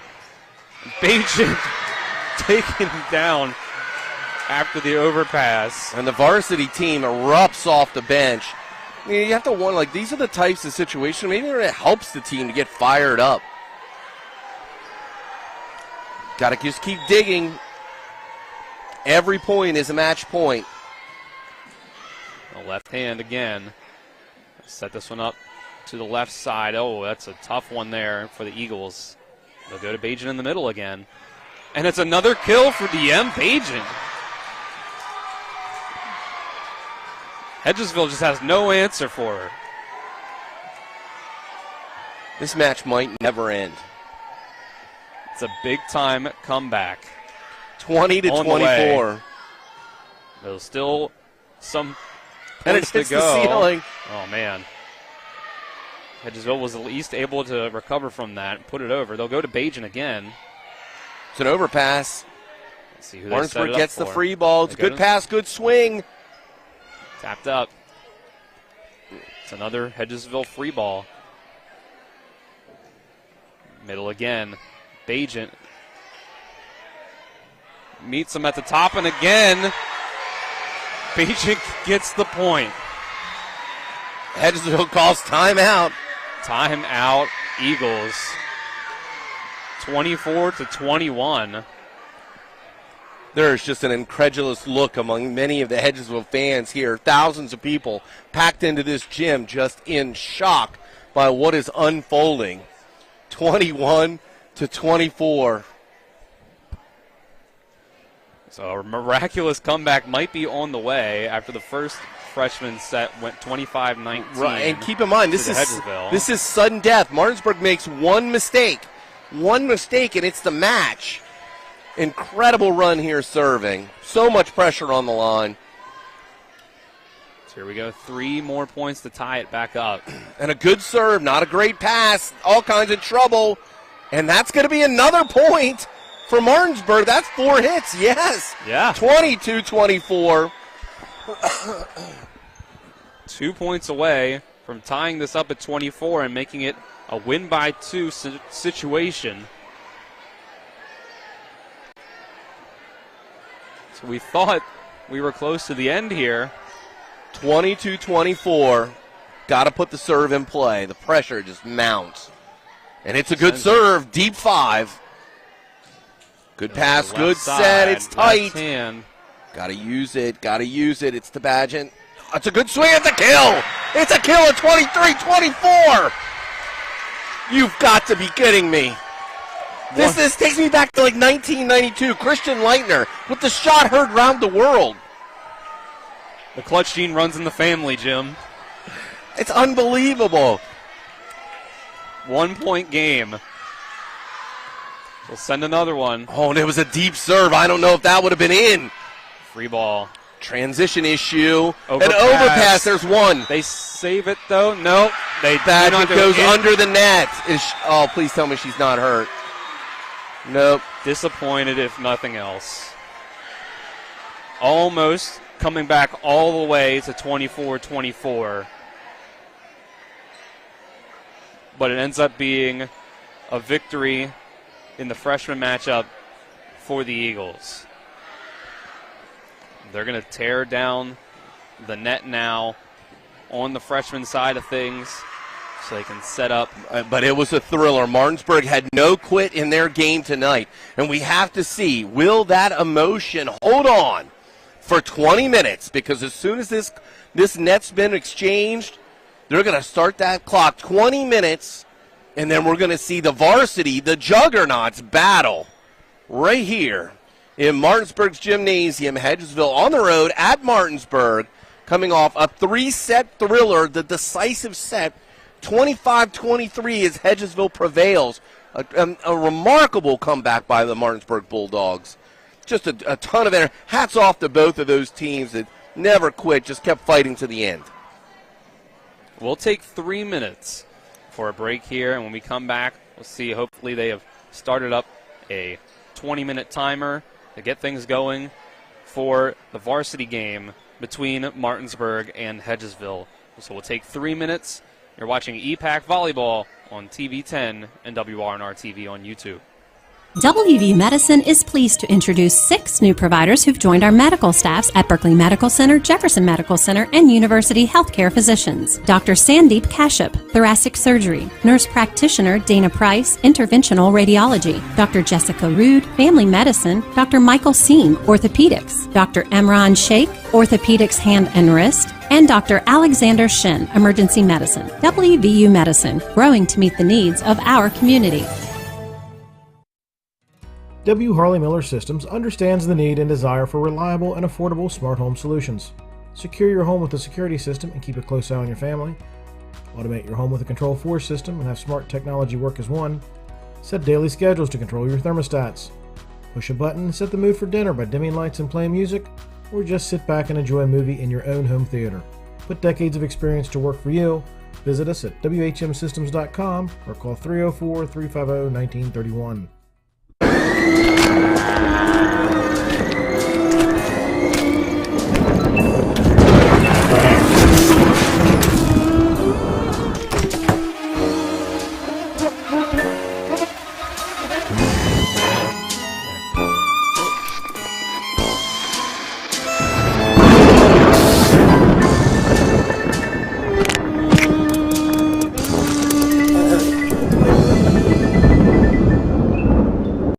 pre-planned my funeral to make it easier on my family. They were relieved to know I'll get just what I want. My family actually thanked me for taking matters into my own hands. Turns out having this awkward conversation wasn't awkward at all. Pre-planning is my choice. There are certain things about me my family may not know. Now they won't need to guess. The choices are yours. The peace of mind is theirs. Pre-plan your funeral with Brown Funeral Homes and everything will be taken care of. Find out more online at brownfuneralhomeswv.com. Brown Funeral Homes, here for you. Are you considering selling your home and don't know where to start? Then call Chris Ross and the Milestone Real Estate Group at Keller Williams. A Martinsburg High School graduate, Chris knows the local market, and he's proven it as #1 real estate team in West Virginia in 2019. Phone Milestone Real Estate Group at Keller Williams at 304-579-7349 or go to callchrisross.com. Let's celebrate your real estate milestone together. Hi, this is Lauren from Orsini's right here in Martinsburg. Grilling is not just for the boys. We are a Platinum Traeger dealer carrying the Pro Series all the way up to the Timberline Series. We have every flavor of wood pellets along with accessories, rubs, sauces.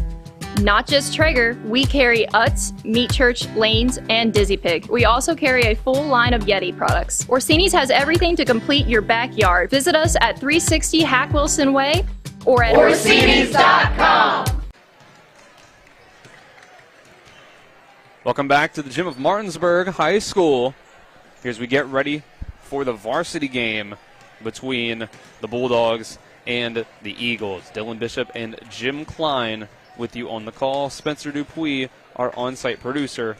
Colin McLaughlin and Braden Schaffner, our cameramen this evening. And we have Nick Verzolini back in the studio. We get set. They haven't quite hit the button yet on the 20-minute timer, but there is the 20 up on the clock, ready to start any minute now. Yep, you just got to turn the volume up while you're firing up your popcorn, getting your Twizzlers ready. You just turn the volume up so you can still hear us in the kitchen. 20 minutes has not started yet. Hopefully this match will start sometime before 8 p.m. Hopefully it starts eventually. Sometimes those games go so long, you're like, when is this going to start? When's it going to end? So now we'll move on. Well, let's give one last recap of what we've seen so far. We had the JV matchup, of course. That's what we are here to officially be calling in this first part of our broadcast here. And we saw that was a 2-0 victory for the Hedgesville Eagles on the JV side.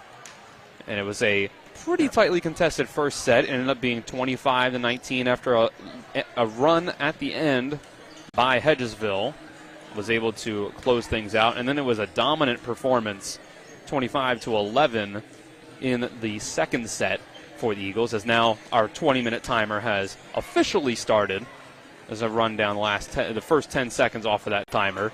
So that's what we saw there, and then we had our extended coverage there and had to wait an extra amount of time for this warm-up session for the varsity matchup because we saw a 3-set freshman game that went back and forth as well. Yeah, the Martinsburg freshman team showed some athleticism. This is their second match in a row where they forced a decisive third set. You know, it's funny, at the varsity level, the deciding set, the fifth set, you only play to 15. But in JV and freshman, that deciding set, that best of three, is played the whole way to 25. And we got to see against Spring Mills, they went deep into the count, and then against Hedgesville, deep into the count. The 25-23 victory for Hedgesville, but Martinsburg showing no quit, battling back. 7 match points at stake, and they fought back 5 of them before succumbing to the Hedgesville Eagles. So that's what we had to set things up in the lead-up to this varsity matchup. The main event of the evening, but we are now on our way to this matchup between the varsity squads, between Martinsburg and Hedgesville. So right now Martinsburg sits at 9-10-2 on the season, 3-5 within regional play.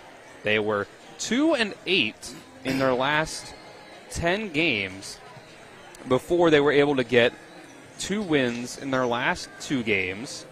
Which one of them we saw this past Thursday against the Spring Mills Cardinals here on their home court, and then the other was against St. James. So that was kind of gotten Martinsburg hopefully back on the right track, 2 wins in a row, to see if they can right the ship after there was a lot of time when we had a lot of these games on TV 10 where it just seemed like they were in a funk. So it seemed that these last 2 games that they were able to pull out kind of helped them get some momentum going, but it's going to be a tough one, as that momentum could be stopped forcefully by these Hedgesville Eagles, who are 18-5 overall on this season, 7-1 in the region. Of course, the reigning state runners-up, only losing to the Musselman Applemen in regional play so far this year, just as they did in the state championship game last year. There has not been a single lost set by the Eagles against any EPAC team outside of Musselman. So that's what the Bulldogs have to deal with tonight. Hedgesville was also able to defeat Morgantown 3-0 on Saturday, and apparently it was a pretty dominant performance. So that's what we have on there. And Morgantown, a top 10 team in the state themselves. So let's see here. The last matchup that we had between these 2 teams, Martinsburg and Hedgesville, we saw it was a straight sets victory by the Eagles, which is what we've seen in every matchup between the Bulldogs and Hedgesville since 2020. It was October 15th of 2020 that Martinsburg was last able to win a single set against the Eagles, and the last win that they got against Hedgesville was in September of 2016. And between those 2020 and 2016 matchups, still no sets were won by the Eagles, or won by the Bulldogs against the Eagles. So this Hedgesville team, we've only seen them live and in person once this year, Jim, but they seem like they have a lot of really talented youthful underclassmen players that have stepped up big in the absence of Skylar Yates, the 2020 Gatorade Player of the Year. Yeah, Gatorade is here in the Eastern Panhandle, man. You got Skylar Yates from 2020. 2021, of course, was Hannah the Hammer Howard down at Musselman. And in this year, Hedgesville, certainly they did not rebuild. They have reloaded. And they've got some definite talent in there. The sophomore Harper, she's on the court right now, not wearing her warm-up shirt, number 9. She is definitely a good player. Richmond, the senior, is the setter. She's the quarterback. She's run the offense. All the offense comes through her good decision-making. But then they've also thrown into the mix Parker Sutherland is a freshman. Gracie Brown is a freshman. So there's offenses coming from a number of different places on this squad. It is a good squad, and they are definitely going to be a formidable opponent for Martinsburg. Martinsburg needs a win, at least a set win, to begin to separate themselves as the 3rd best team in the EPAC. And until someone takes that set, other than Musselman, takes a set from Hedgesville, Hedgesville has got to be the presumptive number 2, if not in the EPAC, then in the entire state. And that's what we've seen so far this year.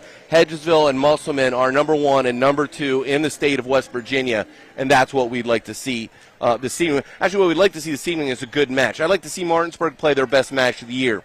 I think with the size and athleticism that they have, if they play their best match of the year, we could see something really special this evening. With that, we'll take a 3-minute break. When we come back, we'll have more pregame for this varsity matchup between the Hedgesville Eagles and the Martinsburg Bulldogs. You're watching EPAC Volleyball on TV 10 and WRNR TV on YouTube. Back in 3 minutes. Hello, this is Mark Sutton of the Sutton & Janelle Law Firm. The right attorney can make all the difference in your case. That's why you should call Sutton & Janelle. We have been serving clients in West Virginia and Maryland since 1999 in the areas of family law, DUI, criminal defense, and personal injury. Sutton & Janelle works hard to obtain a favorable outcome for you at a reasonable rate with affordable payment options. Sutton & Janelle values your rights and is passionate about your success. Contact us today at suttonandjanelle.com.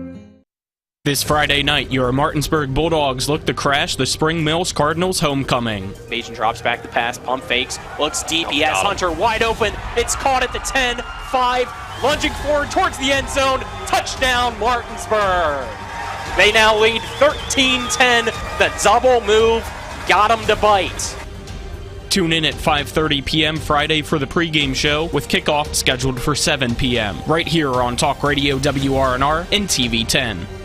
When you're looking for the perfect gift, look no further than L.A. Roberts Jewelers at 146 North Queen Street in downtown Martinsburg. Choose from a huge selection of unique items, from the finest diamonds that make your eyes sparkle to exquisite timepieces, figurines, and collectibles. Buying from L.A. Roberts Jewelers means that you've made the decision to do business with people who've excelled in the industry for more than 100 years. They'll be here tomorrow when you need them, and if you need your jewelry or your watch repaired, they'll do that too. L.A. Roberts in downtown Martinsburg. Old World Jewelers for a new age. This is Ben Copenhaver, your local alarm professional at Dynamark Atlantic Security. Did you know that home break-ins are 6% more likely during the day? That's right. The bad guys know when you're away, and they are smarter than you think. Dynamark Atlantic Security has the security solutions for you. Don't commit the error when the game is on the line. Phone me today at 304-671-2158 to learn how to play good defense against the bad guys. Dynamark Atlantic Security. Call today at 304-671-2158. It's the excitement of NCAA Division II football on TV 10, featuring the Shepherd University Rams. Looking deep, throws from Marlon Cook. He makes the catch on the other side of midfield. Marlon Cook is all by himself, and he'll take it into the end zone. Join us on Saturday, October 15th, for Shepherd's homecoming showdown with the Millersville Marauders. Kickoff is set for noon, with pregame coverage beginning at 11:30 a.m. right here on Comcast Channel 10 and WRNR TV on YouTube.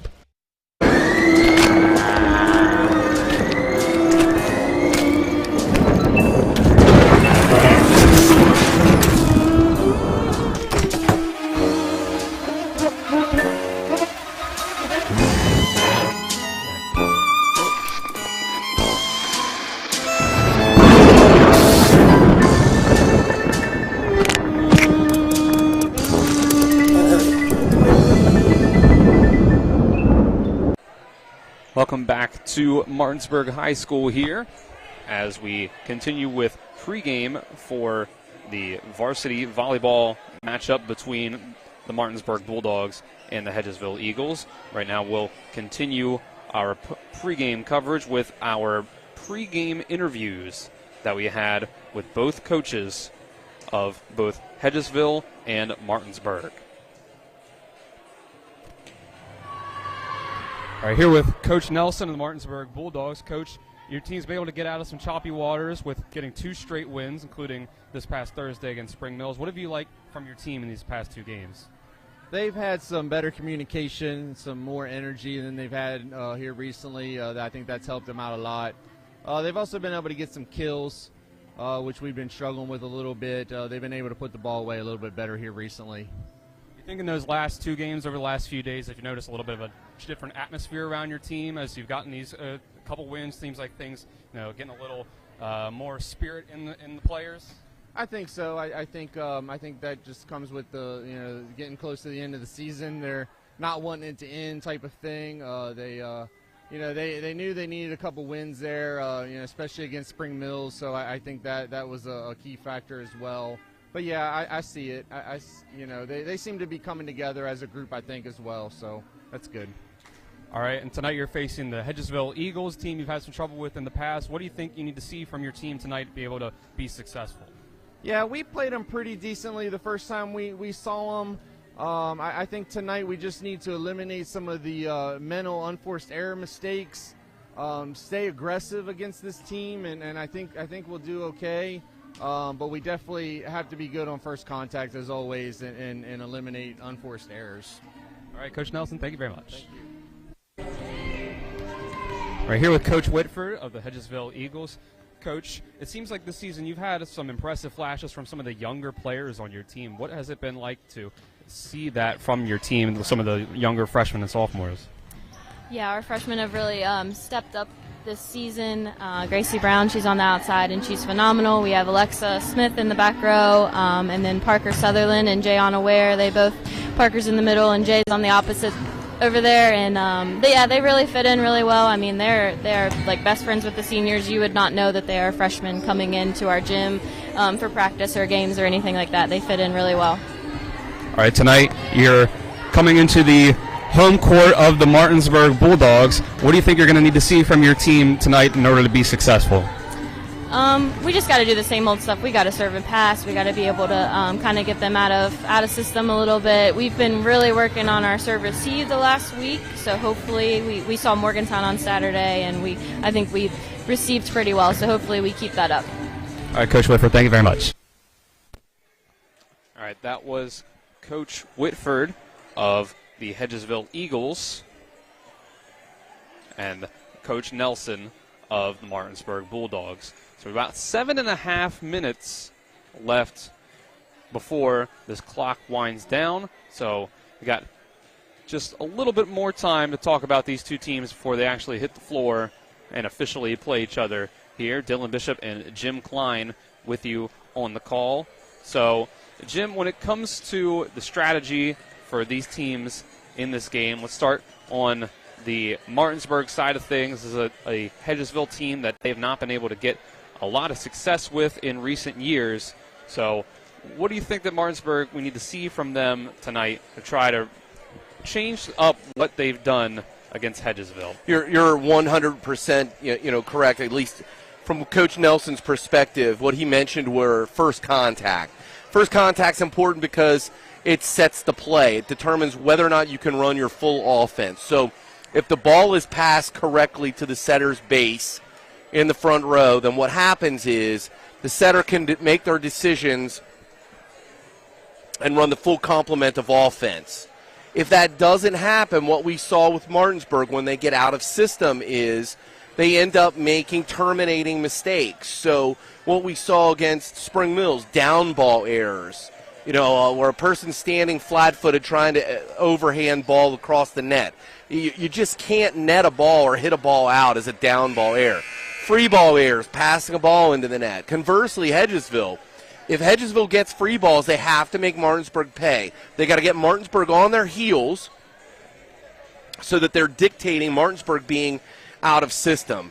And we know that Hedgesville has the offensive firepower to be able to do that. We've seen them play. That match against Musselman, their ability to extend points, their scrappiness, outstanding defense, and they have an offense. They have the ability to put the ball away, just as Coach mentioned, with some of the dynamic young players. But what we also know is the sport has evolved. Youth does not necessarily mean inexperience. It doesn't mean that you can't win with freshmen. The difference is that they can't make freshman-like errors. And what we've seen time and time again is Martinsburg does make some of those errors that appear to be inexperienced, whereas Hedgesville and teams like Musselman do not make those self-inflicted mistakes. We see on the Hedgesville side of things that there's a lot of young players, freshmen and sophomores, that get a lot of play for the Eagles, and they are some of the most successful players on this team so far this year, like we saw against Musselman freshman Gracie Brown, a freshman Parker Sutherland, a sophomore Elena Harper. These are players that are just a year or two into playing at the high school level, but they've already found a lot of success and a lot of time in the starting lineup for this team. I'm wondering, Jim, in your time as a coach, was there any sort of different mindset that you would have when you had players that were so early in their high school or just playing career in general that was showing a lot of promise?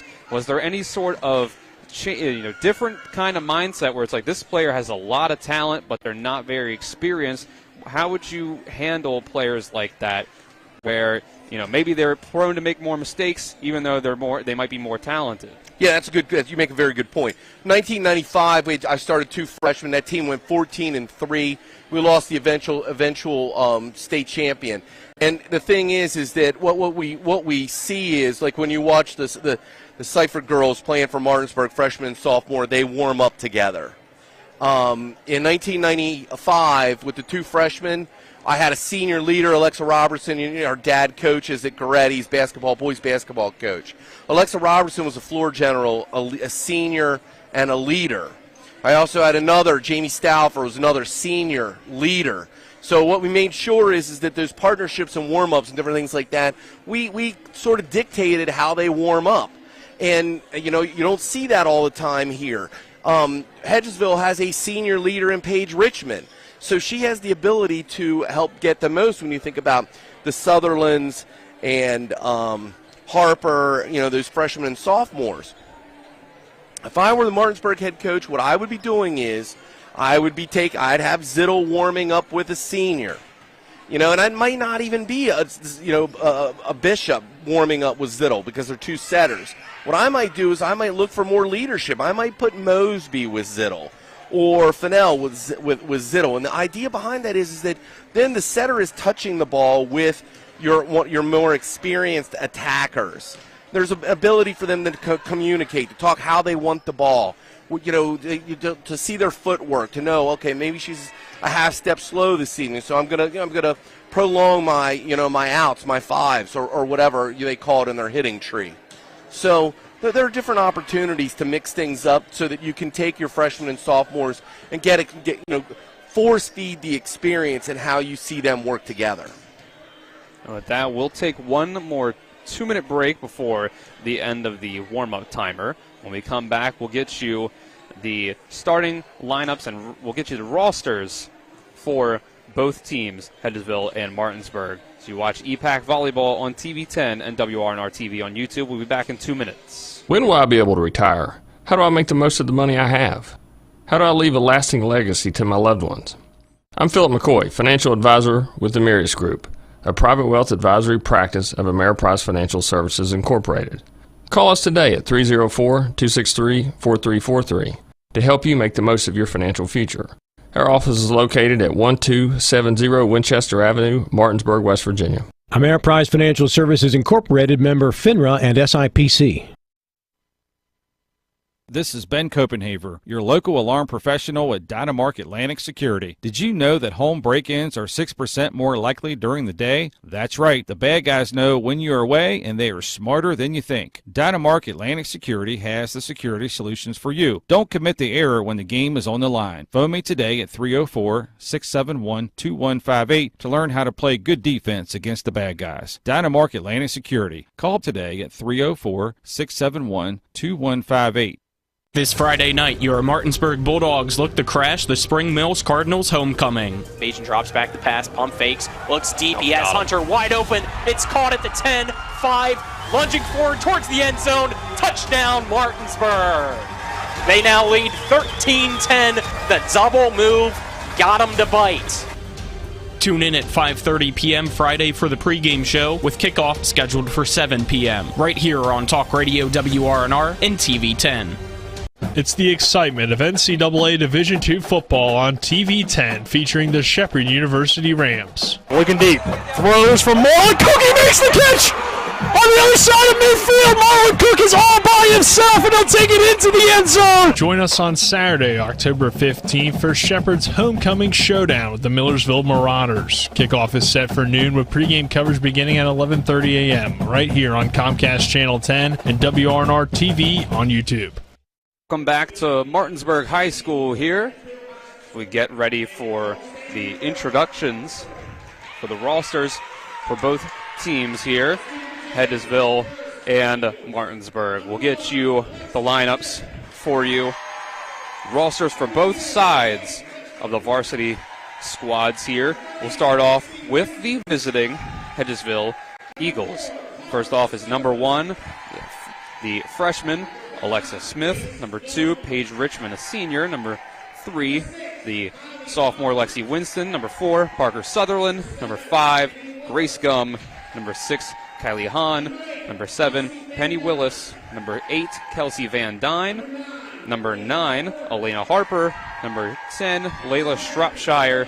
Number 11, Gracie Brown. Number 12, Kylie Ann East. Number 13, Jayana Ware.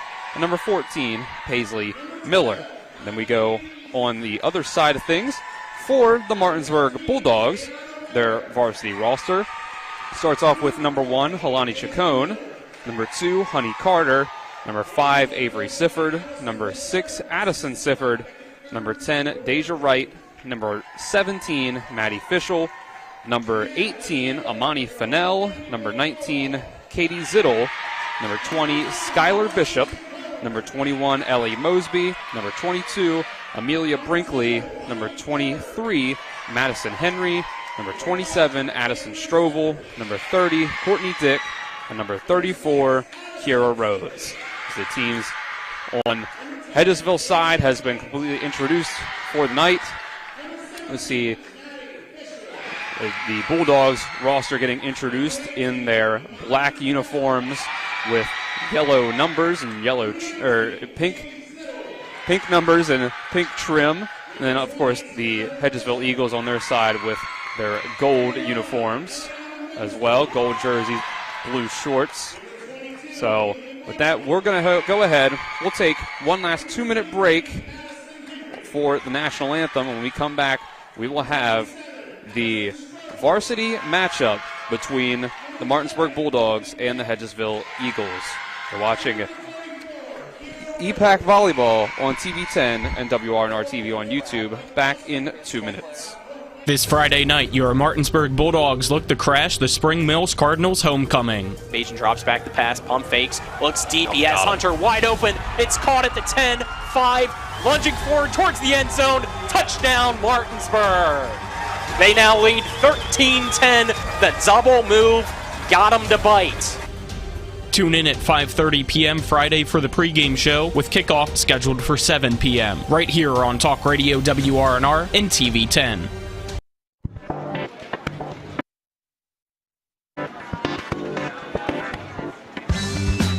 Laura. Hey, Laura. What's with the sunglasses? Ouch! The word is spreading. Bechtel Jewelers is home to some dangerously brilliant diamonds. See the difference at Bechtel Jewelers in Inwood. Sunglasses not included.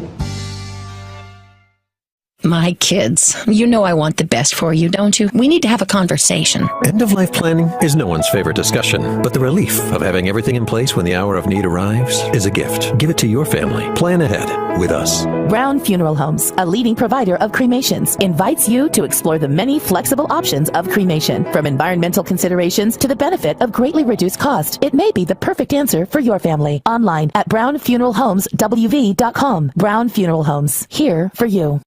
Hi, this is Lauren from Orsini's right here in Martinsburg. Grilling is not just for the boys. We are a Platinum Traeger dealer carrying the Pro Series all the way up to the Timberline Series. We have every flavor of wood pellets along with accessories, rubs, sauces. Not just Traeger, we carry Utz, Meat Church, Lanes, and Dizzy Pig. We also carry a full line of Yeti products. Orsini's has everything to complete your backyard. Visit us at 360 Hack Wilson Way or at Orsinis.com. Welcome back to the gym of Martinsburg High School here, as we just had the national anthem sang by Ellie Mosby, the captain of the Bulldogs. She'll go onto the court, get ready to start this game out. Dylan Bishop and Jim Klein with you on the call. Spencer Dupuy is our on-site producer. Colin McLaughlin and Braden Schaffner, our cameraman this evening. And Nick Verzolini is back in the studio. Get started in this matchup between the Bulldogs and the Eagles. Typical starting lineup will be out on the floor for Martinsburg. Bishop, Mosby, Sifford, Fennell, and one of Courtney Dick and Katie Zittel will come off the floor to start things out. Yeah, and the thing is, Hedgesville, we talked about this in pregame. and I neglected to mention several seniors, starting first with Paisley Miller. You know, Hedgesville has the right blend of dynamic youth, the freshmen and sophomores, but then they also have the leadership in the right positions. So Richmond, if the ball's played the right way, should be touching the ball 1/3, 33% of the time. You're relying on a senior to touch the ball. And when you put Miller or Van Dyne or any one of those other seniors in the lineup, you know, you not only you bring that dynamic youth, you will also have plenty of experience. Martinsburg has a tough situation that they're working through right now. Yeah, they do have 7 seniors on this Hedgesville Eagles team with all the mentions that we made of their young players in the pregame. We'll have Katie Zittel first to serve for Martinsburg. Good start by the freshman setter. I'll go to the right to the middle. It's a kill for the freshman Parker Sutherland. Yeah, and you got to be in a situation defensively where Addison's got to be on her toes. She's got to be in a position where she's going to move forward. So that was like a mishit kill. You know, not a hard-driven ball. There definitely should be some reaction to that. Paige Richmond serving first for Good the pass. Eagles. They'll go in the middle to Mosby, blocked by Sutherland. They'll go on the outside. That's Harper. She gets the kill. 2 in a row for the Eagles. Yeah. So right away, the young players making an impact. Yeah, both hits right at the sophomore libero. Richmond will serve again. They'll go. It's the back line. Fennell just can't get that one across. Awkward positioning there. Yeah, we talked about that in pregame as well. These terminating self-inflicted errors. It's tough. Richmond's on a 3-0 run. Martinsburg's got to answer now. Once again from Paige Richmond, they'll send that Fennell. Zittel will set up to Mosby. That stays in. I think that was in too. Not good defense. Okay, so what happens with Hedgesville in that situation? They're not committed to either defense or free ball. So if you're going to be on defense, then there should have been a block and then defensive rotation, and not sure if we're playing that as a free ball or defense. There's Avery Sifford serving for the Bulldogs. Richmond's got a call for help. And it's a big-time kill by Ellie Mosby. Yeah, it was basically an overpass, an overset situation. Richmond is coming all the way from the one base. Look how far she had to run. She had to run 30 feet to try to get to that ball, make the one-handed dig. Sifford sends another bad pass. Exact same situation. Help her out. And that one, they're able to get it over. Van Dyne will go to Mosby outside. And this will be a tough recovery. They're able to do it, though. What a play there. This is an overpass. Tight. Fennell can't do anything with it. Point goes back to the Eagles. And that was great hustle by Penny Willis. Great hustle. Richmond really working hard. That's the senior leadership. She is throwing her body all over the place, chasing balls. So Elena Harper serving now. Oh, bad toss. Into the net. Yep, and they waste that front row with Sutherland in there. And off Harper will go to the bench. As Grace Gum, a senior on this team, checks in. And there's a short serve there that almost worked out, and Gracie Brown tries to hit that one from left to right. Yeah, we talked about the possibility of this being like a trap game for Hedgesville. Hedgesville, although came out, good serving by the senior in Richmond, not moving their feet real well, and they got, Gracie got bailed out there with the net situation. The hit by Brown was a mishit. Zittel. Free ball by Fennell. Yep, usually good teams make you pay. We go outside. Oh, Willis launched sails that one. Yeah, she was way early. She actually hit that on the way down, connecting with the bottom half of the ball. Projects it up and out. You see Addison Strovel check in for the first time. 5-4. Good serve by Bishop. There's an ace by Skylar Bishop. Yeah, Grace Gum with the serve receive there. Got to play the ball between your knees. Got to move your feet. Don't want to throw those chicken wings out to the left and right side. Got to move your feet, move your feet. Skylar Bishop had 4 aces in the first matchup between these two teams. Led the team with 8 kills. Gracie Brown with a kill of her own on the left side. Yeah, they're going to have to adjust the block on that. Looked like Kara Rhodes. I don't know. Either Strobel needs to push that block more to the outside or, I don't know. Man, Brown was just over the block of Rhodes. Alexa Smith, that's a freshman with an ace. Aces high for the Eagles, 7-5.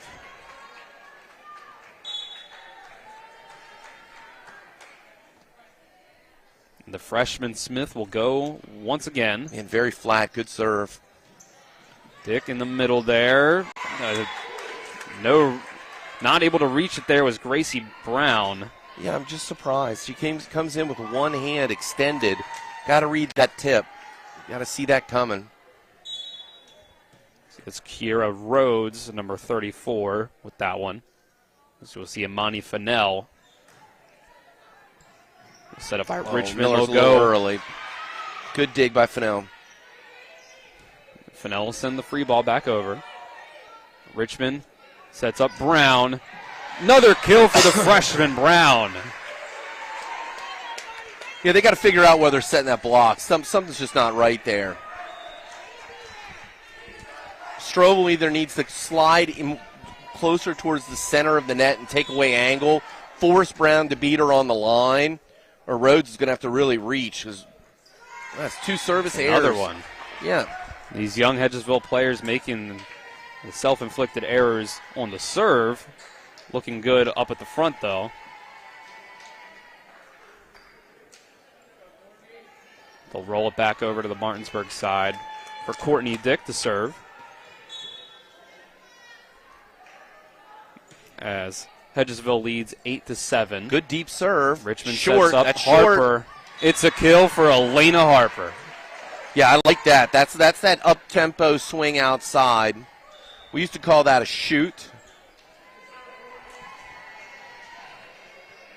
So 9-7 now. Hedgesville leads. Paisley Miller, senior. She serves. Over to Fennell. Pops that one up in the air. Oh, it's tight. It's low and tight. And there's net, all kinds of net. Tight. Fischel up tight to the net there. Couldn't do anything with that one as she ran up on it. Puts the Eagles up by 3. Let's see if Hedgesville can pull away like they were able to in the second and third sets against Martinsburg in their last meeting. Richmond sets up. Oh, and that's a free ball. Got to use it. Got to use it, Martinsburg. Bishop for Mosby off the block and hits the ground. It's Mosby. Yeah, and I'm not sure what Harper's role is in that situation. For us, if she wasn't blocking, she would be sliding back to her defensive base, and the defensive base in our defense would have been right where the ball landed. So, in a single block situation, I think you gotta retreat from the net very, very quickly. Drop step. Oh, there's a quick. And Sutherland goes in the net with that one. Yeah, so we'd run our our outs, we'd run our quicks and our shoots. That would have been a quick. That would have been a real low, real fast, most up tempo. Should be jumping at or before the ball is contacted by the setter. Send it over the top to Harper, and it's put right back in her face. Yeah, but look at how or why that occurred. You got Bishop and Mosby as the two blockers. Hedgesville's got to see, got to know where the front row is. A lot of size in front of them right now. Zittel sends this one. Richmond sets up Harper again. It's the same Puts situation. Finesse on that one. Oh. It hits the floor. Fennell just couldn't quite get there. Yeah, and in transition, they got to figure that out. I don't want Zittel playing that ball. I would want Zittel to be moving to her setter's base to be able to play offense first. So, I don't know. I don't know what the defensive rotation is. That, to me, would be a coachable situation. And then Hedgesville misses a serve. Sailing it over the head of Sifford and Zittel in the back. Tying it up at 11. Yeah, Hedgesville seems very susceptible right now. Martinsburg has got to tighten up, eliminate some of these coachable mistakes. It's Avery Sifford serving now. They'll go on the right side to Harper. No defensive rotation. I just don't know. I don't know if Avery should have rotated towards line. again, in our middle back defense, Avery Sifford should have been rotating towards where the ball actually was contacted. The sophomore Harper will serve. It's a tight. Zittle, yep, that's Zittle to go. goes low, and Mosby, and that's a kill. Line drive. You can't play the ball within the plane of the net. You either got to go low, which is what Zittle did, or you got to attack high. She goes low, brings it out away from the net, and it gives her offense an opportunity to take a swing, resulting in a kill, 12-all. There's a libero, Addison Sifford serving that one. They'll go. That's a miss hit. There. It's I do not believe that at all. I thought that ball was touched by Martinsburg. So they're saying that the ball never crossed the plane of the net, and I do not agree with that. So 13-12 right now, as Martinsburg has just taken the lead. Gracie Brown taps that one off the hands of Zittle, tying it up at 13.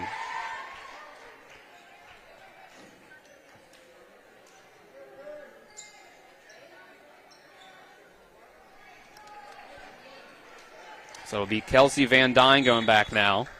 It was a good spot. Good spot on the soft roll. Still in the first set here between these two teams. Overpass there, and there's Penny Willis. Yeah, Willis she was right on it. I don't know. I mean, it looked to me like both of her hands were laying on the top of the net, but she definitely closed the door on the overpass with both hands. Van Dyne with another one. Great pass. That's going to be tight. Blocked at the net by Miller. Richmond will set up on the outside. There's Willis again. That was a good swing by Willis. And that hangs up so long in the air, but still Martinsburg can't get back there. The Eagles go back up by 2. Yeah, good swing by Willis. Good layout by Zittle. She sold out on it.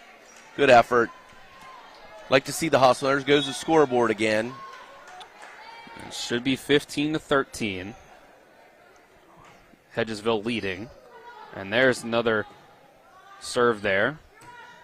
Scoreboard still. That's in. And Gracie Brown sends that one and keeps it in, floating it over the head of everyone on Martinsburg. I'm calling timeout here at 16-13.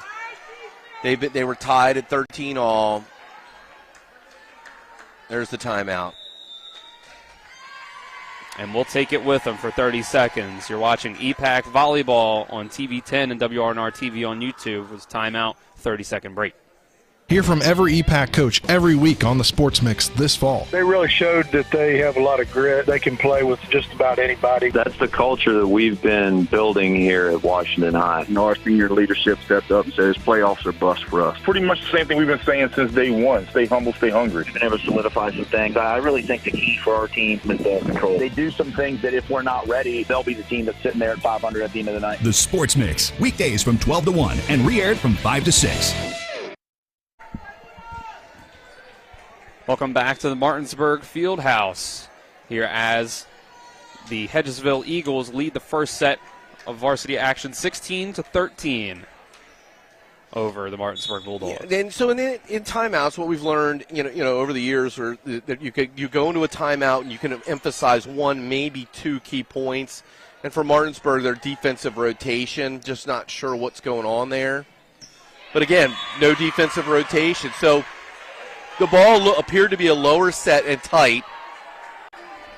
Gracie had to speed up her approach. She had to try and really snap through it. And what ends up happening is that there's a mistake on the block or on the defensive rotation. Now it's a 4-point lead. That was another kill for the freshman Gracie Brown. We'll go to Fennell. Set up Miller in the middle. That's a great swing. Good defense by Sifford. And Rhodes sends that one, and it goes out on the side. Van Dyne lets it go. Yeah, and you see the way that Van Dyne responded. Did you see what she did? She actually ran, and she slammed her foot on the line.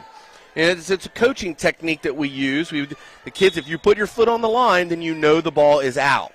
So, and that helps. It helps the lines person, the official, be able to recognize that the ball's out, too. No questionable issues there if you're slamming your foot down. This is still in play. There's your third ball. Almost the roof there by Miller. Hedgesville handles. That's another roof. On the other side. Oh, could have called that. And they do. Yep. A little late on the whistle, but that was definitely a hand situation. Good call. So that was 5 straight points by Hedgesville. The run finally ended Right, but what caused the run to end? What caused the run to end was good defensive rotation by Sifford. She makes a good dig, and they end up in a good situation. Miller dug out by Sifford. The other Sifford that time. But this is what happens now. Hedgesville's in a situation. They're in offense. Now here's a chance for Martinsburg to do something. Oh, it's a little bit off the net. Well, that's going to be tough recovery there, and they can't do anything with it. 18-15 now. Yeah, Willis with a good effort, but it's just one of those situations where Martinsburg pressed the situation. Fennell hit from 9 feet off the net.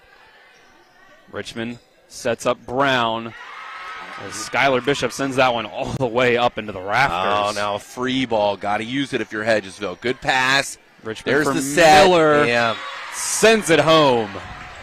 Rhodes, she's in a single block situation, has to make the decision what she's going to take away. So almost becomes a guessing game, and Miller's got a couple inches on her. But again, what you saw is Miller shot the V. She didn't swing straight. She swung at angles, working towards those corners. Much more difficult to block. Fennell, too much on that one. 20-15. Back up to a 5-point lead now for the Eagles. Yeah, and you can't be upset with that. She's off the net. She's offhand. And, it was a good swing. She's very athletic. You're not going to hit them all. It's just a tough time to miss one. Execute. They go outside there. Fennell down the line, stays in. Trying to bring the Bulldogs back into this first set. Yep, and the athleticism and decision-making. She was able to push the ball outside the block, right down the line, pick the spot. First time these two teams played this year. The first set, as we get an ace from Fennell. The first set between these two teams last meeting went 27-25 the way of Hedgesville before Hedgesville was able to win the next two sets 18-16. Looked like Van Dyne was not happy with the freshman. She expected help. Set that one up. Richmond will go for Gracie Brown off the block. And they'll say they're going to give that point to Martinsburg. So they're saying there was no block, so that means the ball hit the net. Hit the net. Which, if that's the case, that means Martinsburg setting the block too far to angle. Oh, this is trouble. This one just barely going to get over. But, oh, what block there. Gracie Brown. Skylar Bishop thought she was going to send that one, but Brown had an answer right there, blocking her at the net. Coach Nelson calls timeout. There we go. It's 21-18. We'll keep it here during this break. It's a 3-point lead for the Eagles. It's been back and forth. Bulldogs have been able to stay pretty steady with the Eagles for the most part. Hedgesville's been able to open up a couple 5-point leads, but they're just not quite able to pull away from the Bulldogs yet. Yeah, that's a 5-5 run. Clearly there's something Coach Nelson felt like he needed to impart to his team because analytically both teams just went on a 5-5 run. So unless the timing, he felt like he needed to change something immediately. 21-18, once the quick side out, get it back. Not sure I call timeout in that situation unless there's something very specific that I want to address. And now if your team does dig out, you don't have another timeout.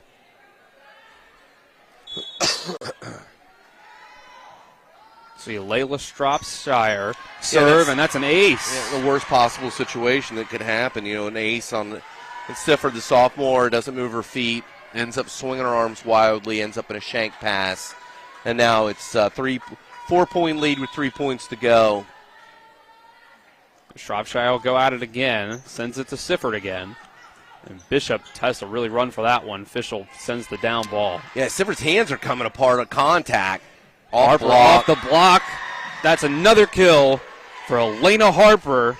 Eagles go up by 5 with 2 points to go. Yeah, Sifford with 2 questionable passes in a row. She's got to really press the palms together. Got to press your palms. That's the most important part of making sure that you have a good base. Shropshire again will send this one to Fennell this good time. Good pass. She'll be the one to end up putting it up over across the net. They'll go to Paisley Miller. That goes off off the rafters, Yeah, off that's the just bad beam. luck. It was a good dig by Siffer, just a bad situation. It's that beam, that I-beam comes straight down about 100 miles an hour. Bishop in a tough situation trying to get help. Set point for Hedgesville, 24-18. As Coach Nelson gives Skylar Bishop a towel to wipe something off there. Yeah, Bishop implores one pass. Need one. There's the help. It's going to be a roll for Fischel. Richmond's going to set up Miller. There's a net. No call. And that's going to go over the bench of the Bulldogs. First set goes 25-18 to the Hedgesville Eagles. We'll take a 1-minute break. When we come back, get you ready for the second set. You're watching EPAC Volleyball on TV 10 and WRNR TV on YouTube. It's the excitement of NCAA Division II football on TV 10 featuring the Shepherd University Rams. Looking deep. Throws for Marlon Cook. He makes the catch! On the other side of midfield, Marlon Cook is all by himself, and he'll take it into the end zone. Join us on Saturday, October 15th for Shepherd's homecoming showdown with the Millersville Marauders. Kickoff is set for noon with pregame coverage beginning at 11:30 a.m. right here on Comcast Channel 10 and WRNR TV on YouTube. This Saturday afternoon, your Martinsburg Bulldogs take on the Riverside Beavers. Punt to the near side, caught by Hunter. Hunter starts backwards, goes to the far side, trying to find some space, has a few blockers, goes upfield on the far sideline at the 10-5, tries to go into the end zone. He's hit backwards, but he stayed in bounds, pushes his way back forward. Touchdown, Bulldogs. Tune in at noon right here on Talk Radio WRNR and TV 10. Welcome back to the Martinsburg Fieldhouse here at Martinsburg High School. As we're in between the first and second sets here between the Eagles and the Bulldogs. As the first set goes the way of Hedgesville, 25-18. It looked pretty competitive there for a good portion of the set. Hedgesville was able to get the lead out towards the end of the set. They went back and forth, but in the end, Hedgesville, unlike last time, didn't have to go to the win by 2 scenario in the first set against the Bulldogs. Right, but did you feel like there was ever this emotional ride for either one of those two teams? Did you feel like there was a situation where momentum was either shifting or moving in any one direction? To me, it felt unemotional. It felt almost surgical for Hedgesville. There were a couple situations where plays were extended. I actually think that Martinsburg played better defense in that set, but the offense of Hedgesville was just too dominant. But my point being, it didn't feel like never felt like the set was in doubt. Right, and that Hedgesville just didn't have to do much to win it. Like they ran their good pass, good set, good swing, point Hedgesville. For Martinsburg, it seemed like, oh, man, what a dig. What a pass. Bishop's there. Fennell with the swing. The 9-foot kill. Well, and it seemed like Martinsburg has to work so hard to score 18 points, and it seems like Hedgesville is just coasting along, doing their thing. Oh, ho-hum, 25 points, set's over. Let's go to set 2. And that's what Martinsburg has to try and avoid. They can't put Hedgesville in situations where it's almost like they're running on cruise control.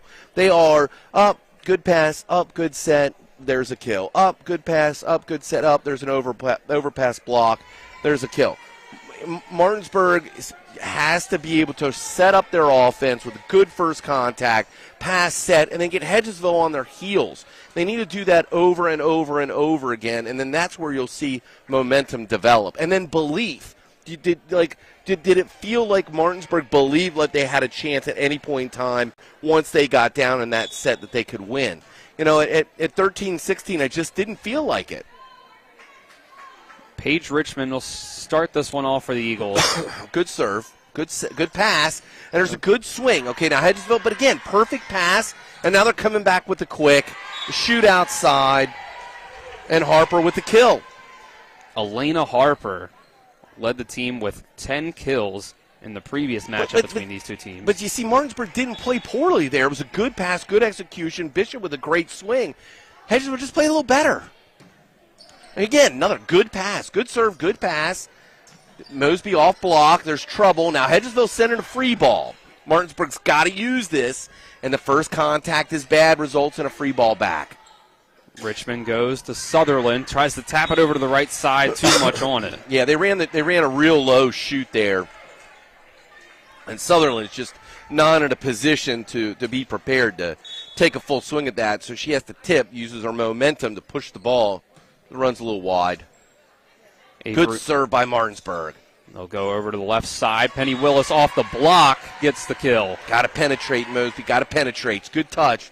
Good contact. You just got to press on contact. You got to press outside hand in. Outside hand so you're turning the ball back into play. So go back around. Elena Harper serving over the head, just barely out. Good decision in the end by Addison Sifford to let it go. Yeah, very good decision. And then you're in the right position. You should know where you're in and out, where how far you can lift your hands before you know that the ball's out. And that's a repetition thing. It's something you should be practicing in every situation. Easier to move forward than backward. There's your way big out and up, and that's off the antenna, point Martinsburg. See, and now's where we should begin to feel some type of emotion. We should start to feel. And this is a big front row for Martinsburg right now. You got Bishop, you got Fennell, and then Rhodes is your shortest. She's going to right side, and you miss the serve. So frustrating. But to wonder, it's not that big of a crowd out here tonight compared to what it could be. You see a lot of empty bleachers out here tonight, so there's not a huge home field advantage out here tonight for the Bulldogs in terms of the noise that it could be made. And you end up giving a free ball. Richmond's going to send it over to Gracie Brown. Rhodes that one over by the bench. Blow the whistle. So the Eagles take the lead once again.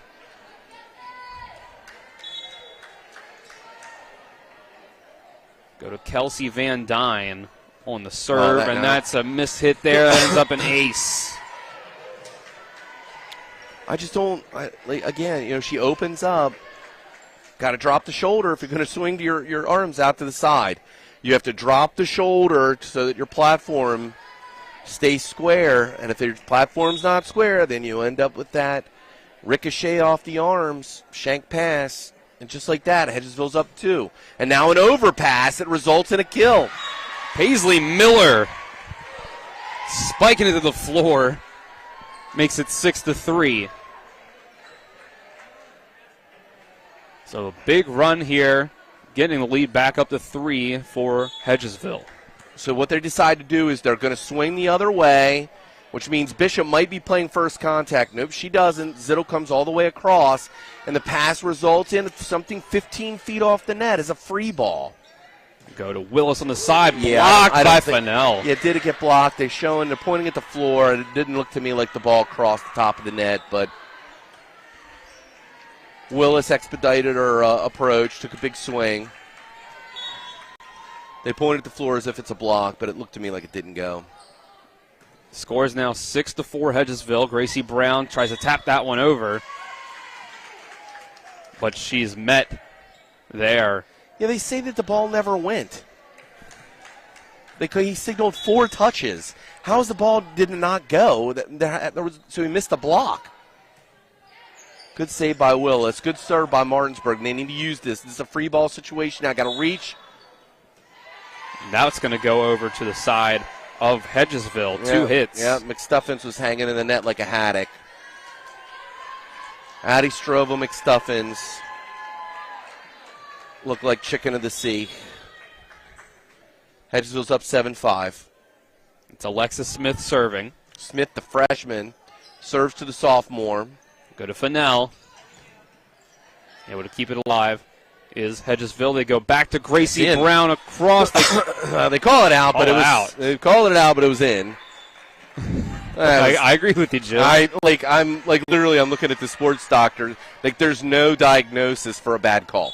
I guess it wasn't a bad call. It was a missed call. Should not be subjective. The ball was clearly in. Fennell will send this one over. And that goes into the net there. 7-7. And see, I would say that there's no sports karma. I mean, clearly. All right, Fennell, you got to get it done here. 7 off. New ball game.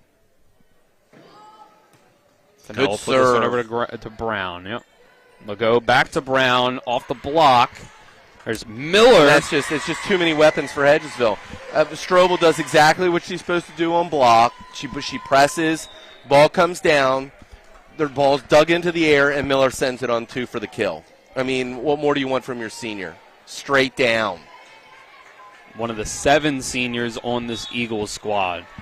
Yeah, they just have the right blend of experience and youth and dynamic play. Nice save. That's a good save by the sophomore. Fennell sends that one. And a good dig by the freshman. It's going to be a roll. Harper. And it is. Kept it in over the head of Sifford. Another kill for Elena Harper. Yep, the linesperson guessed right that time. That was definitely in again. So Gracie Brown, 9-7. And Martinsburg able to stay within reach of the Eagles so far, like they did in the first part of the first set. That's off the block there.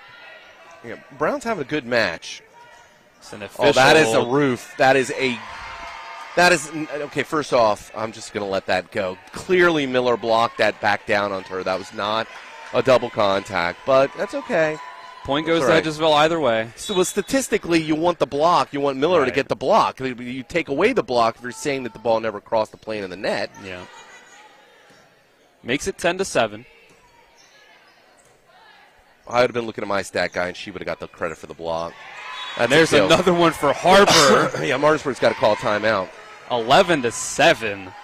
And there the Eagles are rolling, and there's the timeout. We'll take it with them at 11-7. Hedgesville leads, and they lead 1-0. You're watching EPAC Volleyball on TV 10 and WRNR TV on YouTube. It's the excitement of NCAA Division II football on TV 10, featuring the Shepherd University Rams. Looking deep, throws for Marlon Cook. He makes the catch on the other side of midfield. Marlon Cook is all by himself, and he'll take it into the end zone. Join us on Saturday, October 15th, for Shepherd's homecoming showdown with the Millersville Marauders. Kickoff is set for noon, with pregame coverage beginning at 11:30 a.m. right here on Comcast Channel 10 and WRNR TV on YouTube. This Saturday afternoon, your Martinsburg Bulldogs take on the Riverside Beavers. Punt to the near side, caught by Hunter. Hunter starts backwards, goes to the far side, trying to find some space, has a few blockers, goes upfield on the far sideline at the 10-5, tries to go into the end zone. He's hit backwards, but he stayed in bounds, pushes his way back forward. Touchdown, Bulldogs. Tune in at noon right here on Talk Radio WRNR and TV 10. Serve sends that one to Addison Sifford. Ends up being a down ball roll there by Skylar Bishop. Yeah, we've seen that before. That's a mental lapse. You haven't seen it by Bishop, but in the Spring Mills match, there were multiple unforced errors, results of down ball type situations. There's a tough pass situation. It's a down ball, and that actually might have been out. Brown with a good save. So it's going to be a roll, and actually could have called that, and he does. A little late. Don't have a problem with that call whatsoever. Double contact there by Elena Harper makes it 12-8. Yeah, and you can just see. You can see when the ball comes out of the hands, the way that the spin, it comes in with no spin, comes out with some awkward left to right. Just something funky about it. Dick with a good serve right in the middle. They'll go to Harper again, and she gets another one. Dominating the left side is Elena Harper. Yeah, and it's not like they're small. I mean, think about it. You got Mosby and Addison Strovel out there. They both have real good size. The hit's just over the block. I'm telling you, this Hedgesville team looks good. They look very good. Very good passing. Gracie Brown playing very well. This team looks like that October 25th matchup might be interesting. At Hedgesville. Tapped by Sutherland, but doesn't go. I'm telling you what, mark your calendars. You want to see some good volleyball? October 25th. I believe this Hedgesville team that's here this evening on the court, the way that they're playing right now, with their good first contacts, good setting, they could surprise Musselman. Musselman's going to have to bring their A game to Hedgesville, especially if there's a raucous crowd. That serve from the Bulldogs doesn't go over, makes it 14-9. Yeah, tough pass. It's a real tough situation. Sent there, Mosby. Richmond with the save. Oh, no. Got to reset the defense. They'll go to Fischel on the left. Off blocks. Good save. That's Harper again. Wow, what a swing. Oh, there. my. That is. Back and forth, left 1-1. Yeah, that's pretty ugly. No call. And it's Harper again. With a kill. And Martinsburg played well. That was not bad play. 2 roofs. Good swinging. I mean, Martinsburg played great in that play. It's just there's so much. Hedgesville just has so much going for them. 15-9 Eagles. Paige Richmond. Too much on that one. Yeah, but you see the difference between when we watch Van Dyne chase the ball to the line, slam her foot, the ball's out. In this situation, Sifford watches the ball, and she's hoping that it's out. You got to chase the ball, and that's something that's inherent. You want to see your freshman and sophomore, those are the lessons they should learn. Chase the ball to the line. Don't stand and watch. Move your feet. Richmond that's a quick. Sets up Sutherland. Yeah, Zittle gets frozen. You know, it's a tough situation because the ball's off net and, perhaps off touch. Zittle's just got to be on the balls of her feet, ready to react. Let's see Kylie Hahn serving now for the Eagles, up 16-10. She hits it with the left. Good pass, though. Zittle goes to Fennell on the left side. Another roof. Parker Sutherland. Yeah, the freshman from Hedgesville educates the senior from Martinsburg. That's, Fennell's a good swing, and Fennell's very athletic. She's a very good volleyball player. 7-point lead now, and almost an 8 there right off the serve. Penny Willis with a big swing. This one goes way up into the rafters, hiding for a second. Yep, got to be angle. They'll set up Gracie Brown on the left, off the block. Oh, that's a great dig. That's a great dig. Got to use this. Fennell off the block on the other side. And the set's a little tight, but Fennell goes after. And see, that's the athleticism of Fennell. She's able to get up after with both hands to be able to push through block. Finds the floor. It'll be Addison Sifford serving for the Bulldogs. Richmond's going to set up Brown on the left side. Too much on it. Cuts the lead back down to 5. Yeah, she tried to took something off of it there. Like she didn't follow through the whole way. Didn't really project through the ball, propel through the ball. And that tips off the net and falls to the floor, making an ace for Addison Sifford. Yeah, Sifford doing her job there. That was great serve. She dropped it right in, off the net. Richmond kind of slides back a little bit, feigning as if she's going to be in the serve-receive. Gracie Brown, left side, blocked. They're saying it never went. So Brown now gets into a little bit of a funk, so she's got to shake this off. This is the freshman showing in her.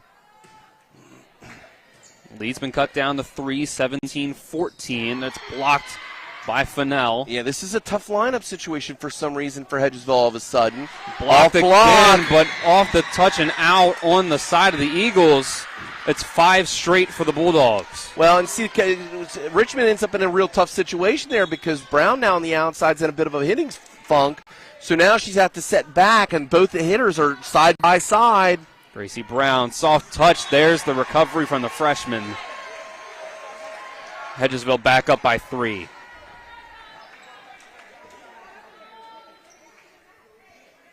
(18-15). Kelsey Van Dyne will be the next to serve for the Eagles. Yeah, you just got to read that. Send this one. Perfect pass. They'll go to Rhodes in the middle. Yeah, and Rhodes just doesn't put it away, and that's a tough Miller. situation. And now Martinsburg's out of system, bumping a free ball backwards across the net, which allows Hedgesville to set up their full offense. And it's a hitting error.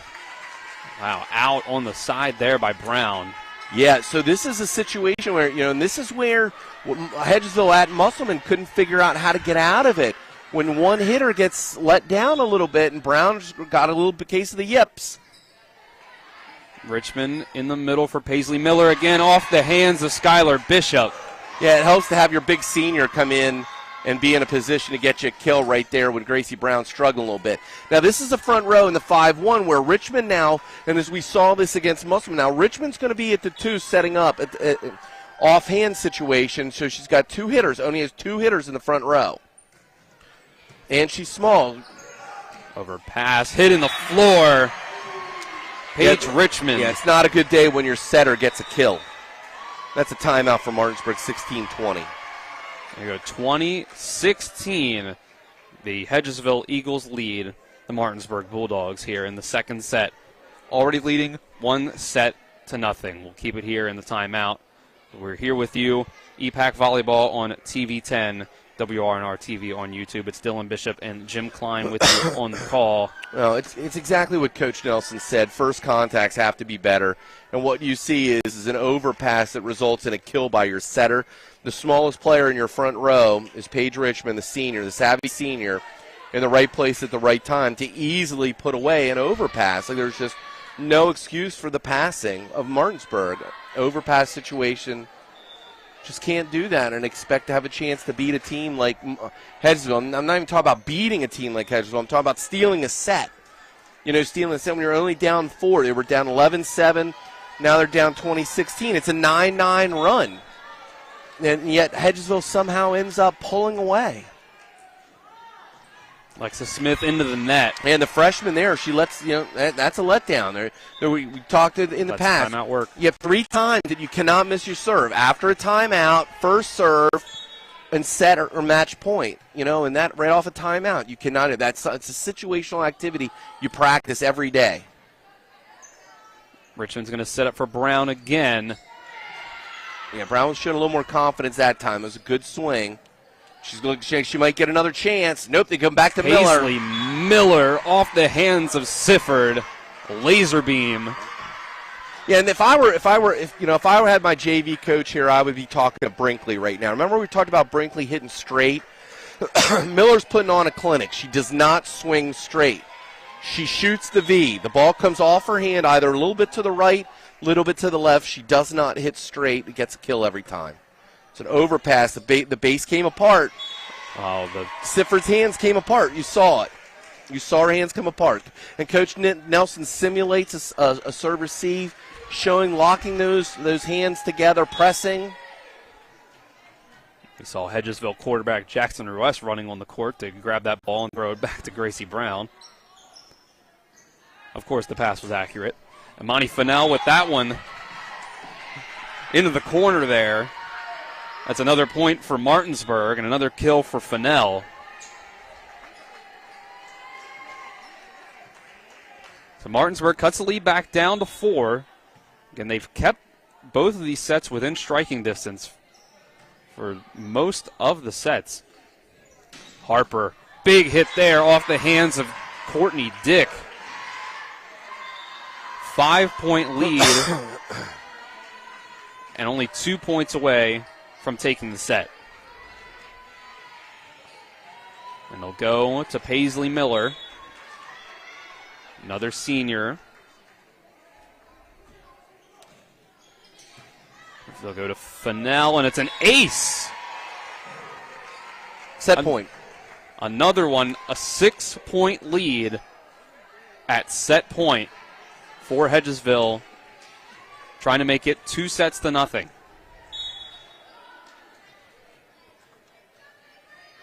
Miller will go again. Send this one to Sifford. Got to keep your hands down. Mosby sends the free ball over the heads of everyone. The deep free ball. Yeah, but that's a transition issue. That's a transition. Either you're playing defense or free ball. Everyone should be moving in unison. If it's a free ball, your front row should be backing up. Your defense should be rotating around.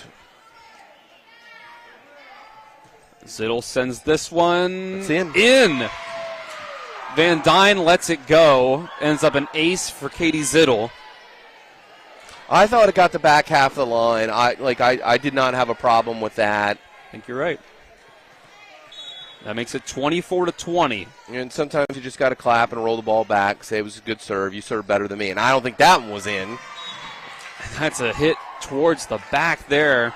Alexis Smith Yeah, I don't think that one was in at all. I don't think that was in at all.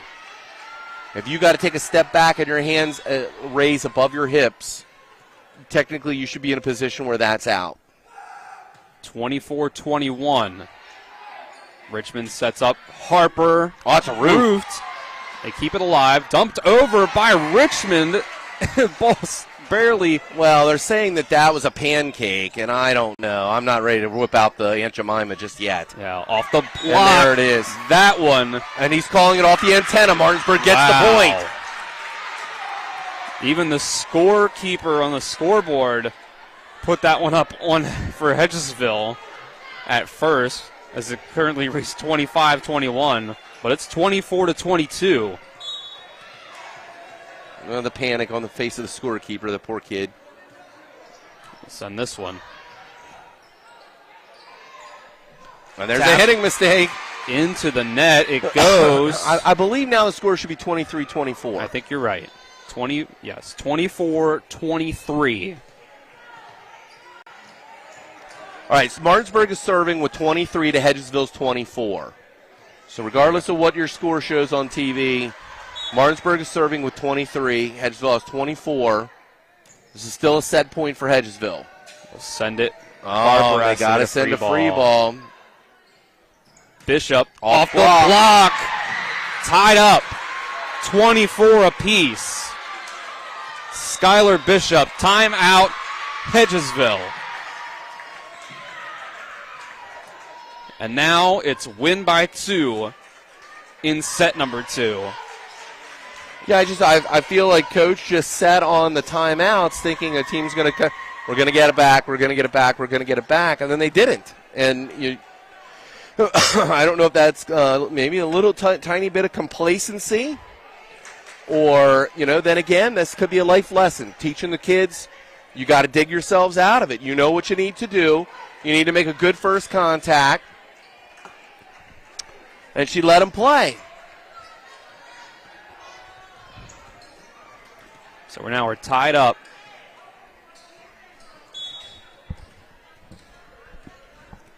$24-all.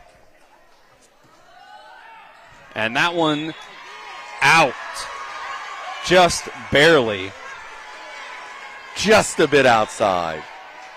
So that first point now goes to Hedgesville. They'll try. Yeah, and the seniors in to serve. This is one of those times where you don't miss. Set point. We'll send it to Fennell. Zittle. It's tight and low. No play, Bishop, and that's the set. That's 3. They fight back with 6 in a row to make it 24-24. But then Hedgesville closes it out. We'll take 1 minute. And the other side will come back ready for set number 3 as Hedgesville leads 2-0. You're watching EPAC Volleyball on TV 10 and WRNR TV on YouTube.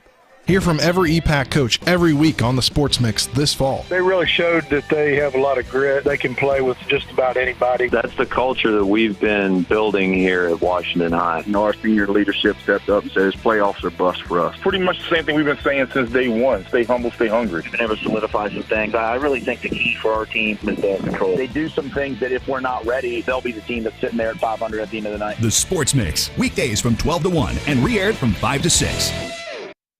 It's the excitement of NCAA Division II football on TV 10 featuring the Shepherd University Rams. Looking deep. Throws from Marlon Cook. He makes the catch! On the other side of midfield, Marlon Cook is all by himself, and he'll take it into the end zone. Join us on Saturday, October 15th for Shepherd's homecoming showdown with the Millersville Marauders. Kickoff is set for noon with pregame coverage beginning at 11:30 a.m. right here on Comcast Channel 10 and WRNR TV on YouTube. Welcome back to the field house of Martinsburg High School as Hedgesville closes out the second set against Martinsburg, 26-24. Now, for some of that set, it looked like Hedgesville might be able to pull away. Martinsburg was usually able to keep it within striking distance, and it was that 6-point run from 18-24 to tie it back up, where Hedgesville just wasn't able to close it out, but then they do get that 2 in a row to get the set win. But in the end, Hedgesville just has too much firepower, it looks like. Yeah, in both such situations, it's Hedgesville goes on the late run last. I mean, in the first set, timeouts were called at 13, 16, 18, 21. So if you do the math, it was a 5-5 run. And Hedgesville then pulls away at the end. In the second set, 7-11, 16-20. 4-point leads that were extended, both 9-9 runs. Hedgesville then goes on their mini run, 4-0, and then Martinsburg goes on their 6-point run to bring it back to even, but Hedgesville goes on the late run. It's like Hedgesville scores on demand. Martinsburg, it seems like they have to work so hard to pull it close or different things like that, and some of the mistakes are just so different. They're so costly because they don't have the firepower that Hedgesville. But Hedgesville, in the late run there in that second set, they looked very beatable. As Gracie Brown got a little bit in a funk, and once she got in a little bit of a funk, they end up in a front row where they can't seem to dig out of it. And then they ended up in a situation where all of a sudden the passing fell apart. Like, Hedgesville's going to have to, if you want to move from number 2 in the state to number 1 in the state, you can't give up 6-0 runs. You've got to figure out a way to get out of it. And that comes, it's a tough road to hoe when you're relying on, in a 5-1 offense and your freshman is at the 4 with your setter at the 2. I mean, it's a tough situation to be in. So now Martinsburg is in a win or go home the losers of this matchup situation in this third set. Yeah, Martinsburg's in a situation where it's win or everyone goes home. Yeah. So Martinsburg needs to win this set to stay alive. Hedgesville looking for a sweep in this third set. Katie Zittel sends that one over to Kelsey Van Dyne. Good serve to start the match, or the Harper set. Gets the set. run, too much on it. Over the head. So the first point of the set goes to the Bulldogs.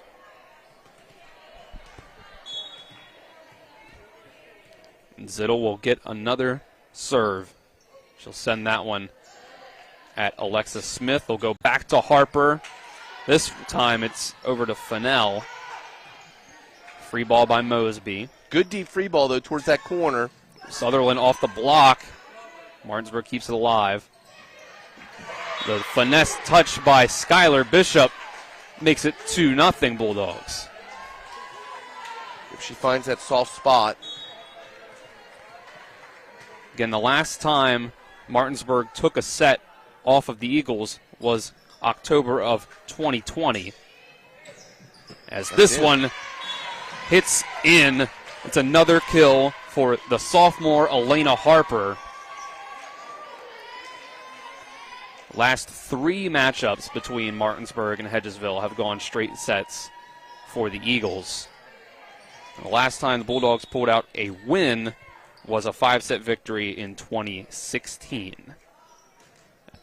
Oh, good serve by Richmond. That's an overpass situation. Tapped down by Sutherland. And that ties it right back up at 2. 2 points exchanged either way by these two squads. Paige Richmond puts this one into the net. Service error will send the ball and the lead back to Martinsburg.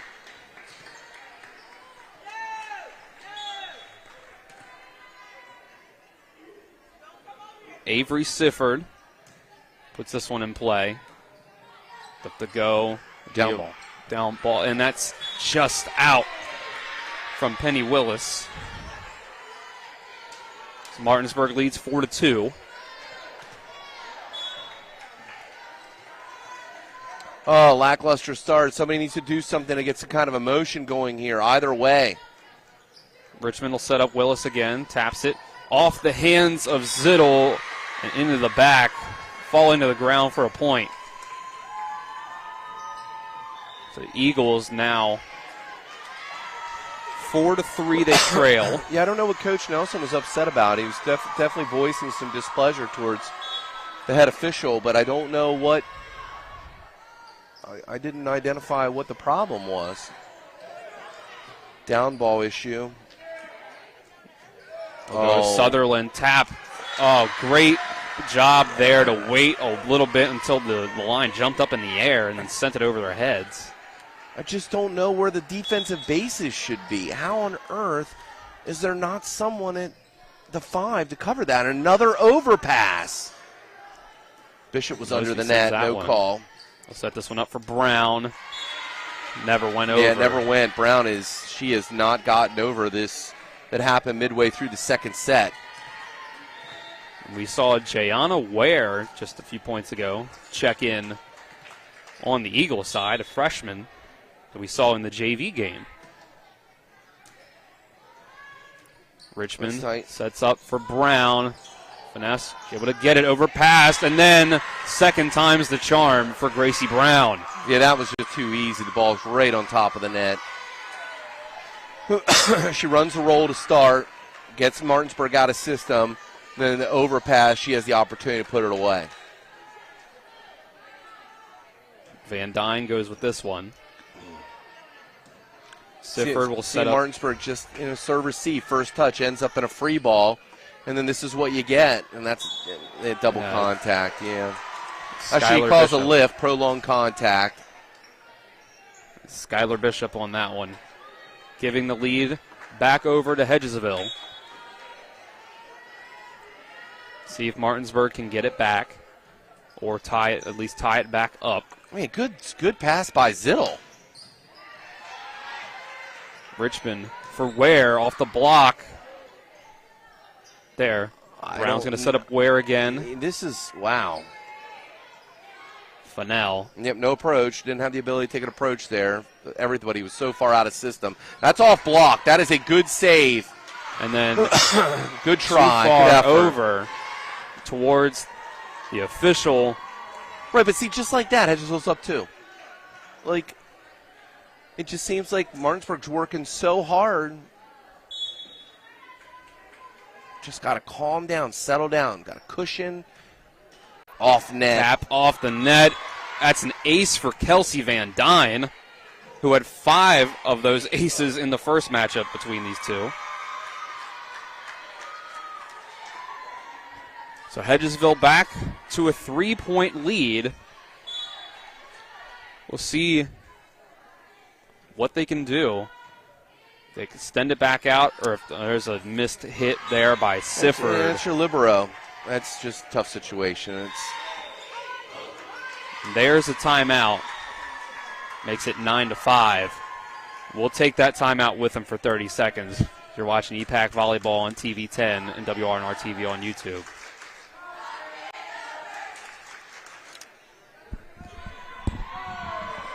When will I be able to retire? How do I make the most of the money I have? How do I leave a lasting legacy to my loved ones?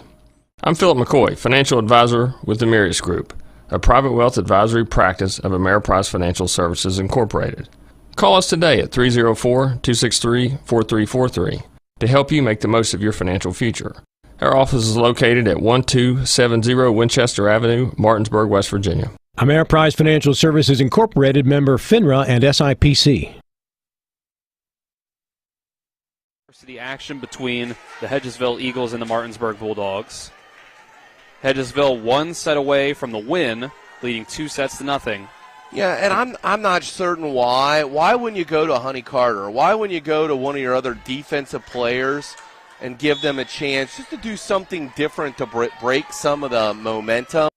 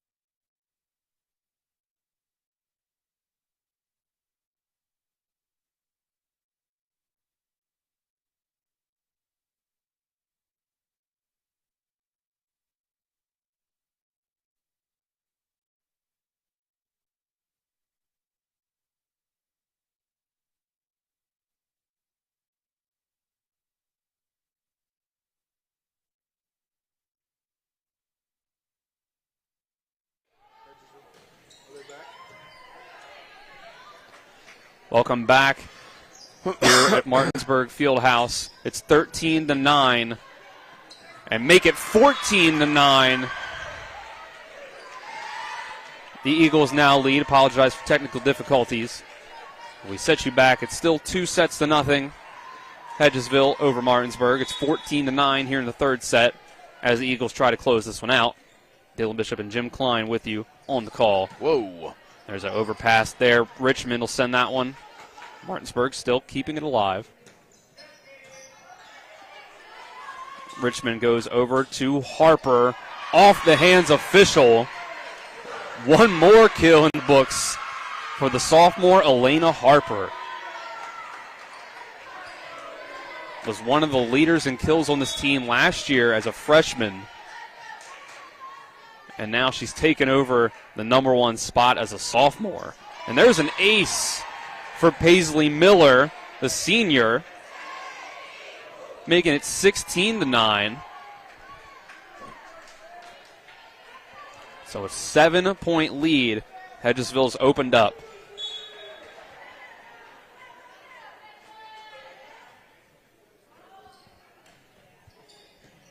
We'll hit this one. Bishop over a Fennell off the net. Send that one over to Harper again. Fischel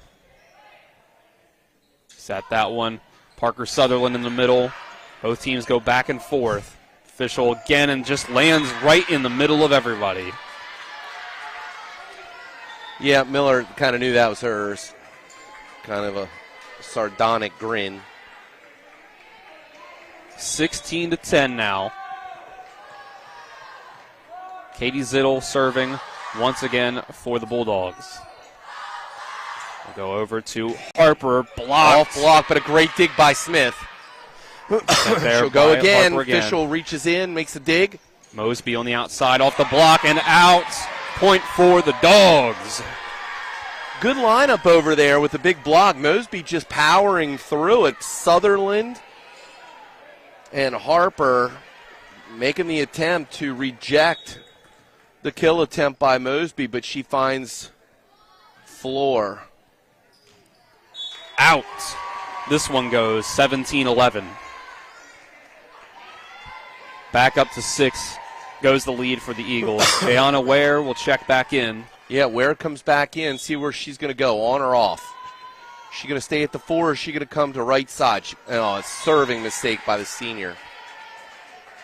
Paige Richmond's service error will make it 17-12. Richmond isn't done playing just yet. She's decided, I don't want to go on a little serving run here. I just want to I'm going to play a little more. I'm not quite finished yet today. It'll go back over to Avery Sifford. Oh, good pass. Richmond sets up for Ware. It gets killed. Falls. Jayana Ware, the freshman, the JV swing player, gets herself a kill on the board. Yeah, she gets a cheapie, but it's a kill. Goes in the book, just like the most dominant hit of the day. That goes in the book as a kill. Got to feel good for a freshman, getting to see it.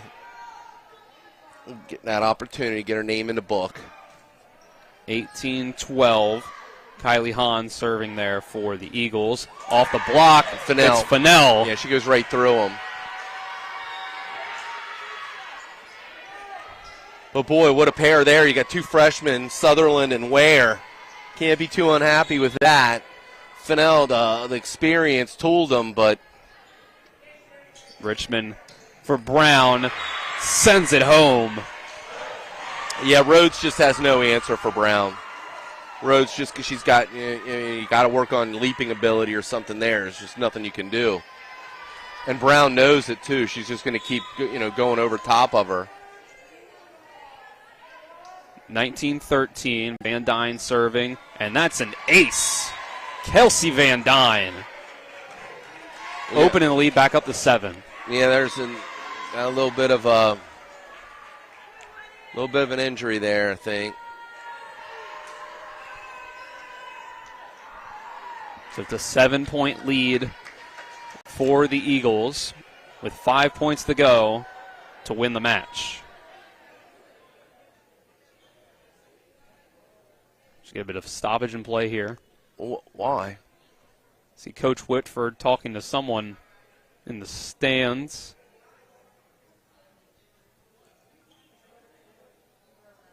Hard to tell from here what the issue there is.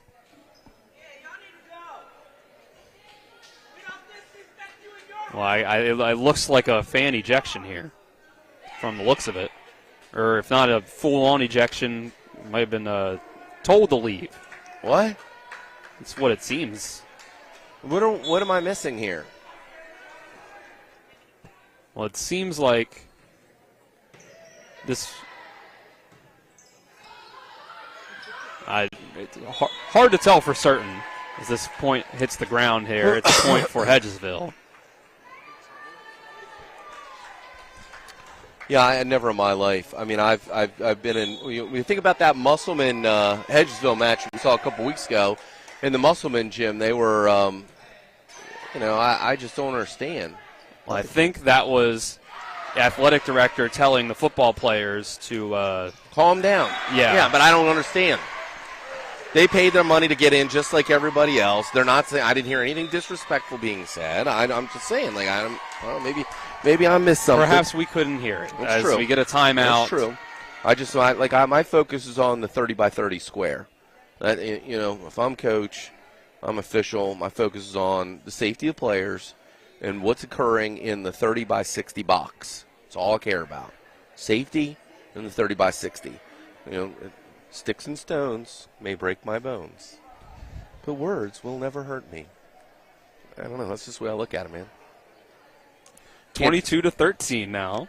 You can't tell me these kids don't hear much worse stuff on the school bus than what's being said out loud in front of a bunch of parents and administrators. There's no doubt about that one. Yeah, so that's all right. We'll figure it out. Let's just concentrate on the match here. It's 22-13. Hedgesville in the driver's seat. Just got to put the ball in play. Let the score do the talking. Kelsey Van Dyne continuing to serve. We'll send this one over to Addison Sifford. Skylar Bishop with the dump. Van Dyne with the easy read. Mason Miller, no approach. Block off the hands of Fischel. And then a communication issue there between Sifford and Fischel. 23-13. 2 points away from the match victory. Shropshire comes in for Hedgesville.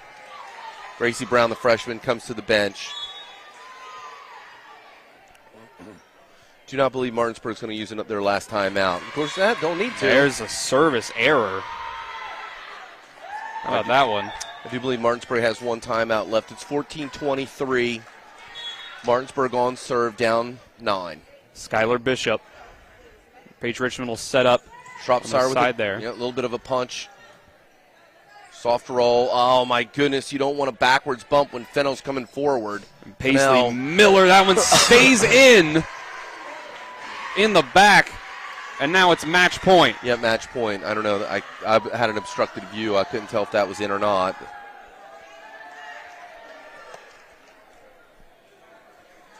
Here we go, 24-14. Smith, the freshman, back to serve for the match. Alexa Smith, number 1 for the Eagles, will send this one at Sifford. Perfect pass. They'll go to Strovel, blocked. Oh, there's a lift. And never went over. 4 hits is the call. 25-14 goes the third set. Hedgesville defeats Martinsburg in straight sets once again. Another win for the Eagles over the Bulldogs. Yeah, that's a wrap. You have to feel like midway through that second set, Martinsburg had made their run. They fell short with the 26-24 loss in the second set. Never really kind of felt like they had a chance to regroup and come back and make a serious run in the third set. And that's unfortunate because I do believe when Gracie Brown got into a little bit of a funk on the outside, Martinsburg was in striking distance. They went on the 6-0 run. It just seems like, once Hedgesville came back and withstood that for the win, Martinsburg, it's almost like they lost the belief that they had the opportunity to pull this one out, and then a quick third set. There it goes. Straight set victory once again. Martinsburg not able to take a set off of the Bulldogs for the first time since 2020, not able to get their first win over the Eagles since 2016. Any closing thoughts before we get out of here, Jim? Yeah, straight set win for Hedgesville. You know, and we are yet to find who is the third best team in the EPAC. Until something happens otherwise, Musselman's number 1, Hedgesville's number 2. But boy, oh boy, that October 25th match on TV 10 looms large. Mark your calendars. If you are a volleyball fan, you should be watching for Hedgesville hosting Musselman on October 25th. If you can't get to the Hedgesville gym, you got to be watching TV 10. And you'll be watching with all of us, including tonight's crew that we had. Nick Verzolini back in the studio. Spencer Dupuis, our on-site producer. Colin McLaughlin and Braden Schaffner, our cameramen this evening. Jim Klein and Dylan Bishop on call with you here tonight. You've been watching EPAC Volleyball on TV 10 and WRNR TV on YouTube. We'll catch you next time.